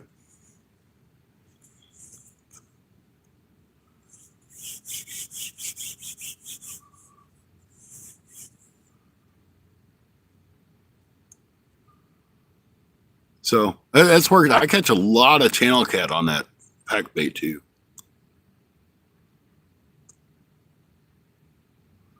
I catch a lot of pack bait. This almost still feels like it's a little too dry. And that might just be dissolving really super fast. But I don't like it to be really moist because then it doesn't come off at all. I kind of like it to sit there and just dissolve as it sits. But this river's up. We've had some rain. So it's a little bit harder to flow than normal too. Come on, carpets. I'd like to see a magic carpet bite on that line and bend that rod over. We'll give it 15 more minutes, guys, okay? Then I'll call it. So I really want to go up and try to catch some walleye at the spillway. But I don't like how I keep hearing these fish jumping packs because I've really never heard that down here before. And I'm really kind of scared of them stupid Asian carp are getting up in here. And the conservation has even done a deal, and they set this forth probably about 5 or 6 years ago, that you're not allowed to use a cast net down here because they're afraid if you use a cast net down here, you might take the shad up to the upper lake, which is actually Clearwater Lake, and use them for bait and infest that lake with the Asian carp. Yes, you have to dispatch them if you catch them.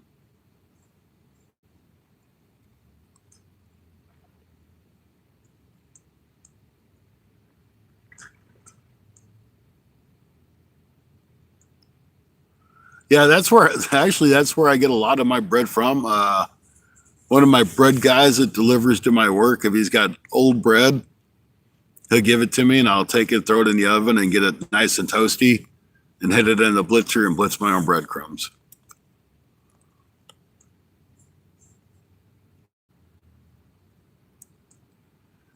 But if you do hook up with an Asian carp, you know, whether you're throwing I've seen them caught in the mouth. I've seen it.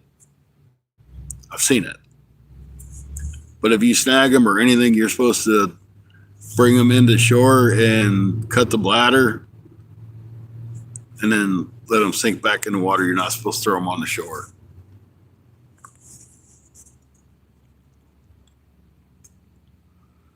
Because they're trying to trying to kill off whatever that they can. And I don't care if YouTube gives me a strike for that, but that's true.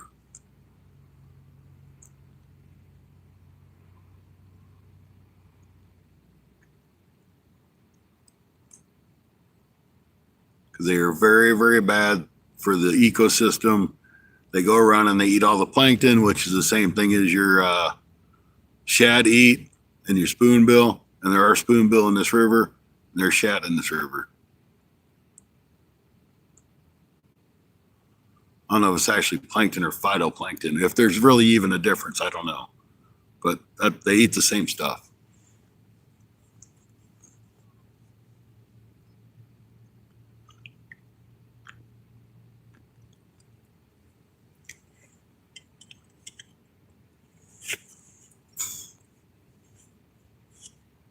I know when I go to Kentucky, you will see Asian carp lined up and down the banks, and they stink. They stink bad. Because people like the bow hunters that Chevy is talking about, they'll shoot them and they throw them up on the bank in piles. And if you're there when it's a 70, 80, 90, 100 degree day, it's the most awful smell that you'll ever want.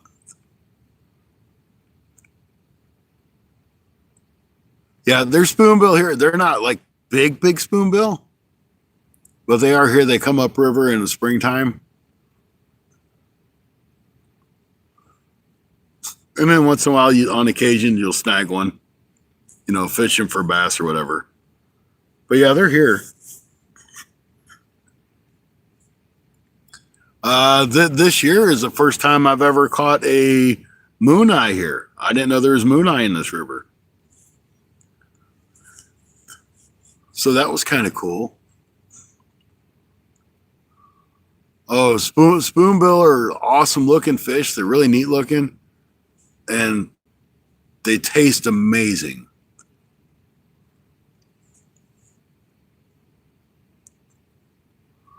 What's a moon eye? It's part of the shad family, I think. But it's an aggressive fish that eats worms and stuff versus plankton. But it kind of, at first glance, if you just looked at it, you think it's shaped more like a skipjack, but it's a type of shad, I believe.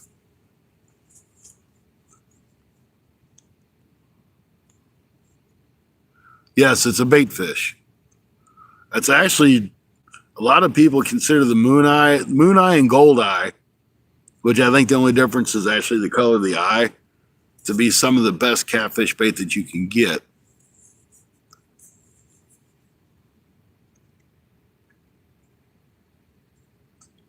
I mean, those are like supposed to be up above skipjack.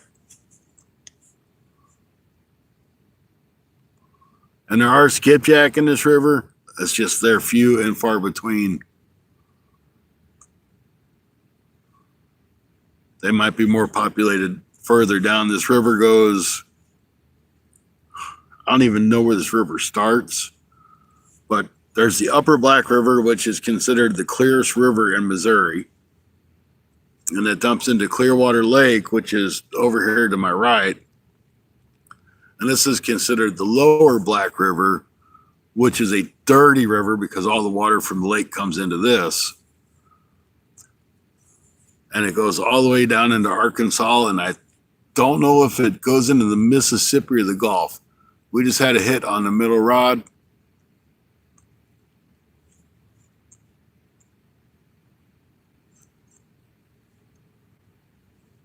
Well, check them out. The gold eye and the moon eye.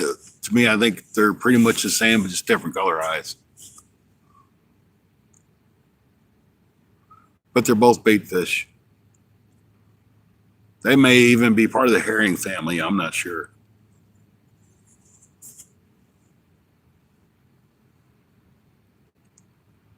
Spoonbill and paddlefish are actually two different kinds of fish, from what I understand, but they look quite a bit alike. Hey, there's Stacy. Welcome in, brother. How you doing? How's work tonight?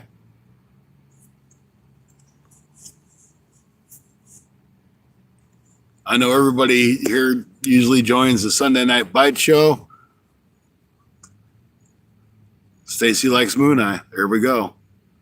But if you haven't ever been to the Sunday Night Bite Show, it's on my channel or on Bank Fishing Adventures. It's every Sunday evening until it starts to get too cold, and we'll have to move it up to the daytime a little bit more. But it's always a good time. So if you haven't checked us out, make sure you subscribe to Bank Fishing Adventures as well as Fun Fishing Adventures. We have a good time.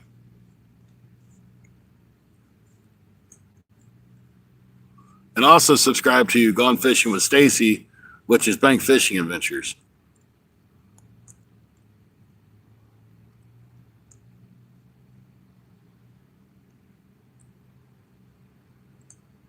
Oh, he had the one hit on the middle rod again.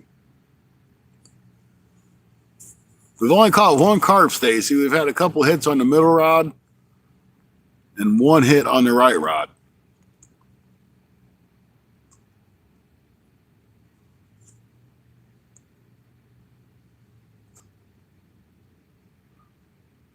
Hey, Whisker, how you doing, buddy?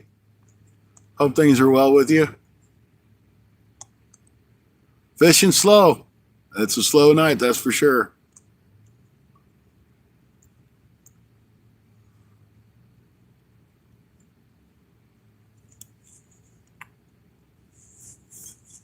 We just kind of decided to give it a little bit longer, and we rebaited one last time.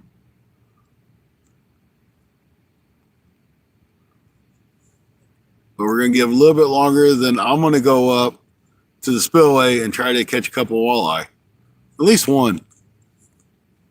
See if I do any good.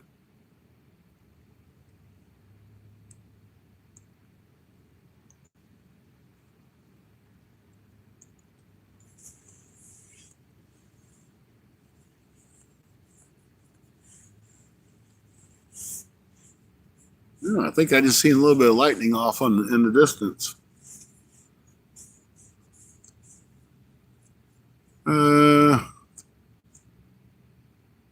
Prepping pack bait for Monday and Tuesday. Ooh, that ain't no fun. Yeah, I got plenty of pack bait too. I get it from my bread guy. It comes into my work. He gives me the out of date bread. Then I toast it in the oven, and I chop it up into blitzer. Pack bait's the most expensive part of it.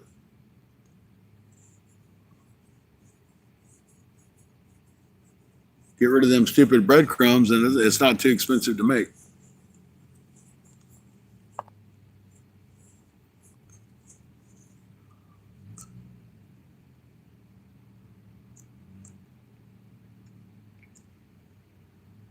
Oh yeah, I don't blame me at all. The way I look at it is like the fish don't need expensive stuff; they just need stuff.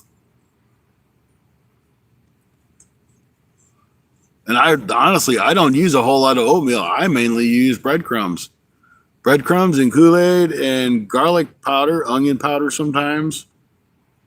Whatever miscellaneous spice I can find in my refrigerator or in my cabinet that's been sitting there. I use whatever I can get my hands on.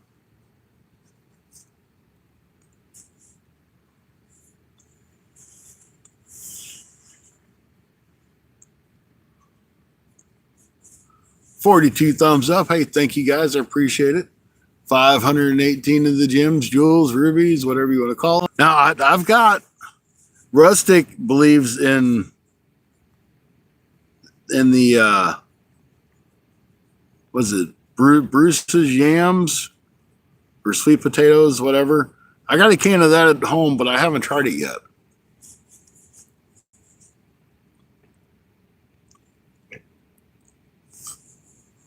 That's a name brand yam.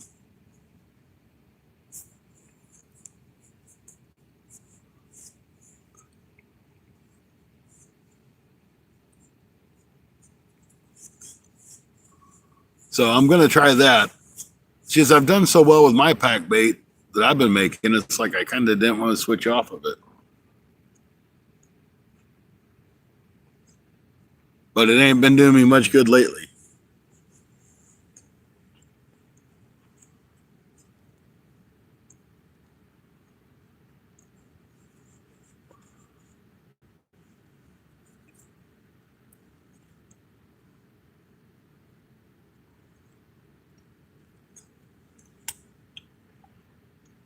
I'm going to step away for a minute, guys. I will be right back. Keep an eye on those rods for me.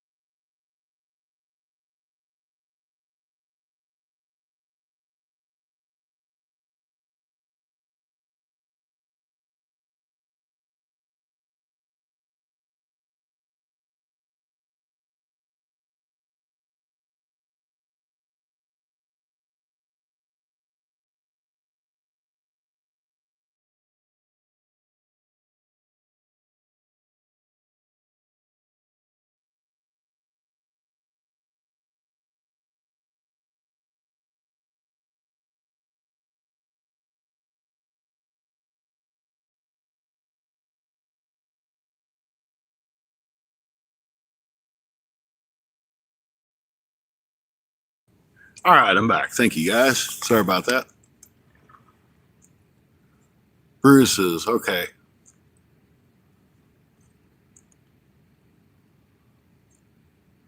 But yeah, I'm going to try it. I know he swears by it.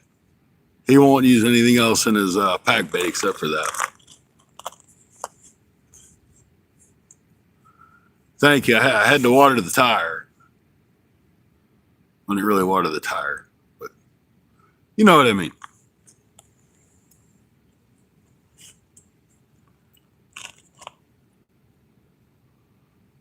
So these fish got 10 minutes again this time.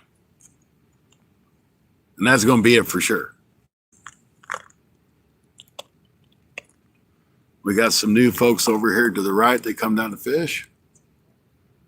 All right, Bill, have a good evening. Thank you very much for stopping in. I appreciate you, buddy. I look forward to seeing your next video. Everybody haven't, check out Bill Reddick Outdoors. Always some great content.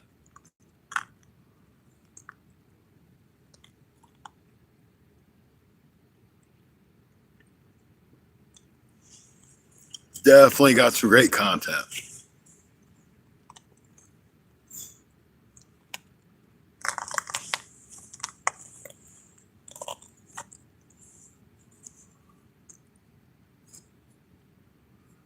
Hey, Paul, good to see you. We're just fishing for some carp and catfish. We've only got one carp all night. That's been it. We've had a couple hits, but nothing else. Really slow night. So we're going to go for about another 10 minutes, and then we're going to call it a night. Because I'd really kind of, when I come down to the camper, I like to actually relax and enjoy not being at home. Yeah, no skunk, but definitely not a normal night for fishing this spot or this river in general. If I don't catch 8 to 10 carp out of this river, something's wrong. and I'm just not catching it tonight.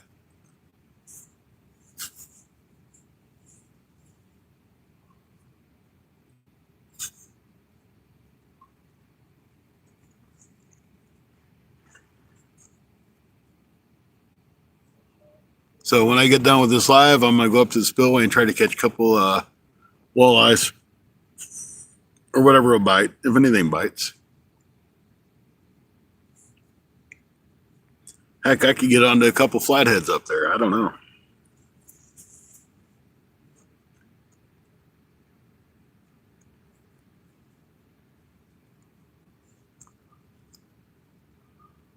What's the temp? 63, 64 degrees, somewhere in there. Trying to find me. I haven't really. That's a stupid camera. I haven't really looked too much on Google Maps for fishing spots, which I probably need to. But it's just like, well, what if if I find me a good spot and I drive all the way there, then I can't fish it because it's blocked or the road doesn't go down to it or it's somebody's property. You do it all the time, huh? Now, see, somebody's over throwing a cast net for bait, and that is definitely not allowed in this part of the river. I look for boat ramps. I've looked like on Navionics for like some boat ramps off the Mississippi, but I found most of those are public or privately owned. So it's just like,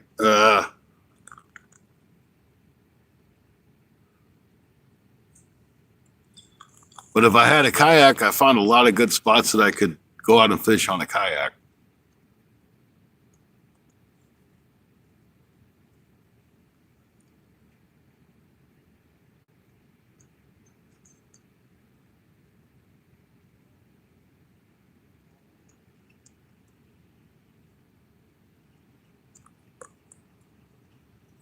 Try to find the depth maps. Where I fish. That's it.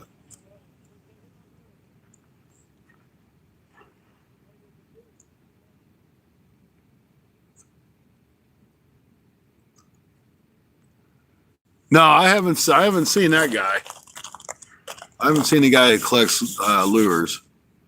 Stacy collects Bank Fishing Adventures. He collects bobbers. I've seen him do that a lot.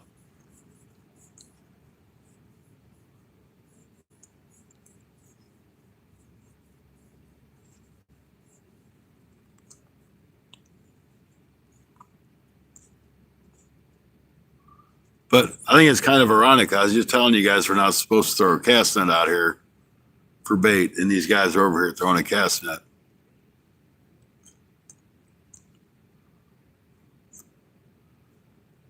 Yeah, if you can find 900 lures in a day, man, that's rocking.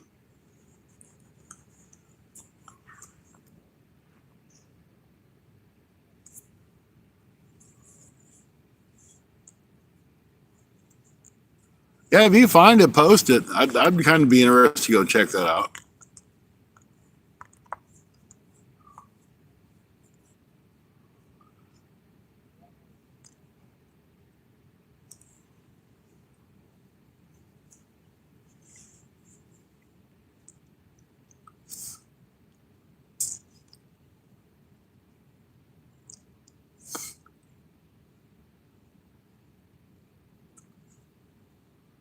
Yeah, it is a coincidence. But you know, a funny thing is, and this was during a live. No, I was doing a video. I take that back. I was doing a video. I was up here by the spillway, and this guy's up here snagging off of one of the platforms. It was early in the morning. It was before daylight. These guys over here snagging and snagging and snagging. Then they finally hooked onto a gar. He might be watching my live. But this guy snagged into a gar. Well, I didn't pay any attention to a car coming down the hill and go around the corner. I am at a campground. There's a campground on both sides of this river. Well, next thing I know, I see this conservation officer walk up. And I'm like, well, where the hell did he come from? Well, he come over to these guys that are over there snagging. And they're like, what you doing? They're like, well, we're snagging. He's like, well, I know. I sat there and watched you. Well, this conservation guy had came down the hill and went into the campground and had seen these guys snagging and sat there and watched them and watched them and watched them until they snagged into something. And that was a gar. And he come over, and I bet you them people got 5 or 6 tickets for snagging. All right. Night, Ziggy. Thank you for coming in. Because I know one was snagging a rough fish, and the other one was snagging within so many feet of the spillway. And another one was probably for snagging in general because it wasn't snagging season. And who knows if they had a fishing license. So I'm sure they just got nailed with all kinds of tickets.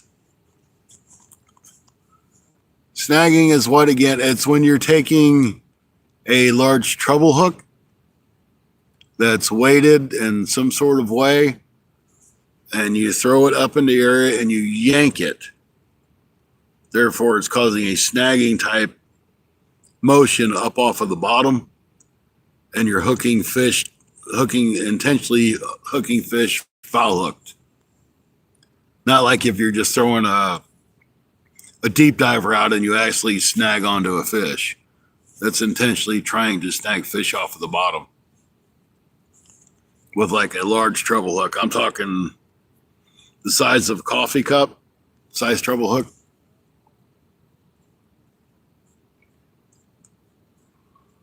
So that's what snagging is. They make snagging hooks that actually have weights on them. They make just big treble hooks. But yeah, that's a big no-no in a lot of places. And there are seasons for that. And these guys were clearly out of season and the wrong spot to do it. Like like when I go down to Kentucky and I'm fishing with Anthony J all day, you'll see him snag into a lot of fish. He's not intentionally catching them. They're bycatches because he's bringing in a rattle trap or what have you that's got treble hooks that hooks into a fish.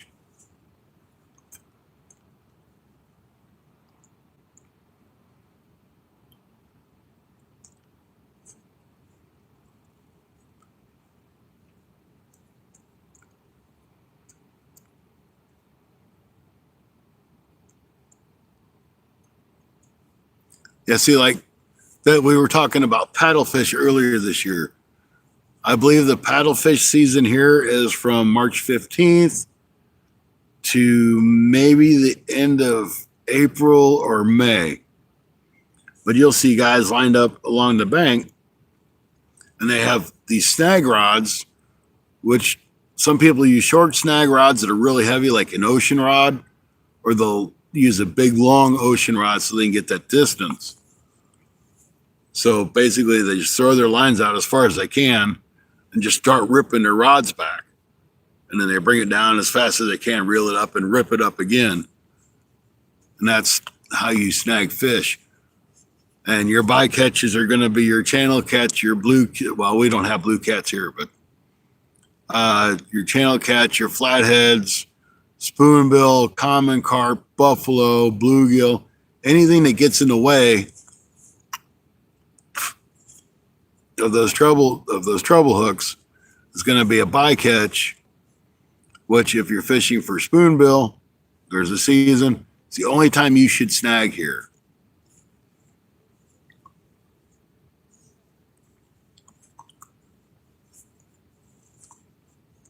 There's no other snagging season that I know of, like on this in particular river.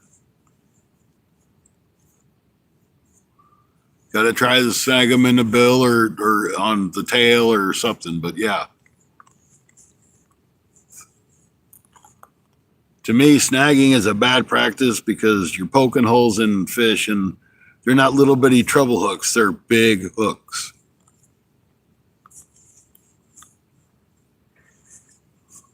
And some people say, well, I snagged it, I get to keep it. Well, I mean, the rule is if you foul hook a fish, that fish is supposed to be released back into the water as safe as possible. You're not supposed to keep it. It's supposed to bite your line, bite your hook, or be released.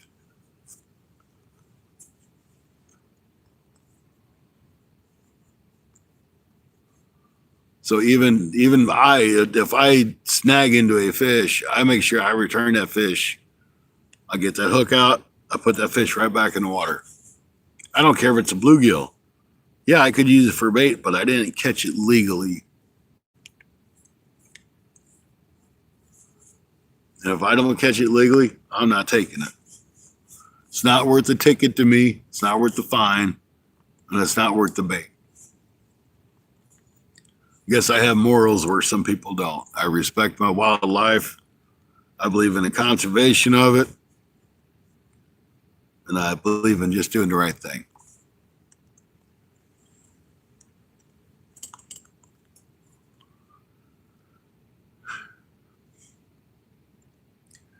All right, guys. I'm going to call it a night, I think. We ain't caught no more fish. We did have a bite on the middle rod. We had the bite on the big catfish rod. We caught one on the left rod. So, guys, I'm going to call it a night. Once again, thank you, guys. I appreciate it. Paul, thank you for stopping in. And if you guys haven't checked out Paul's Outdoor TV, check him out. I go over and watch him sometimes. I'll comment. I'm at work. You guys know I'm at work most of the time. But I go over and at least say, hi, how you doing? And I'll listen for a while. So be good. Thank you guys once again. We'll see you tomorrow or for sure Sunday night on the Sunday Night Bite Show, which will be on my channel. And I'm not sure what time, probably 5 or 6 Central Standard Time, depending on what Stacy can do. All right, Whisker, I appreciate you. Thank you, brother. Have a good night, everybody. See you Sunday night, if not sooner.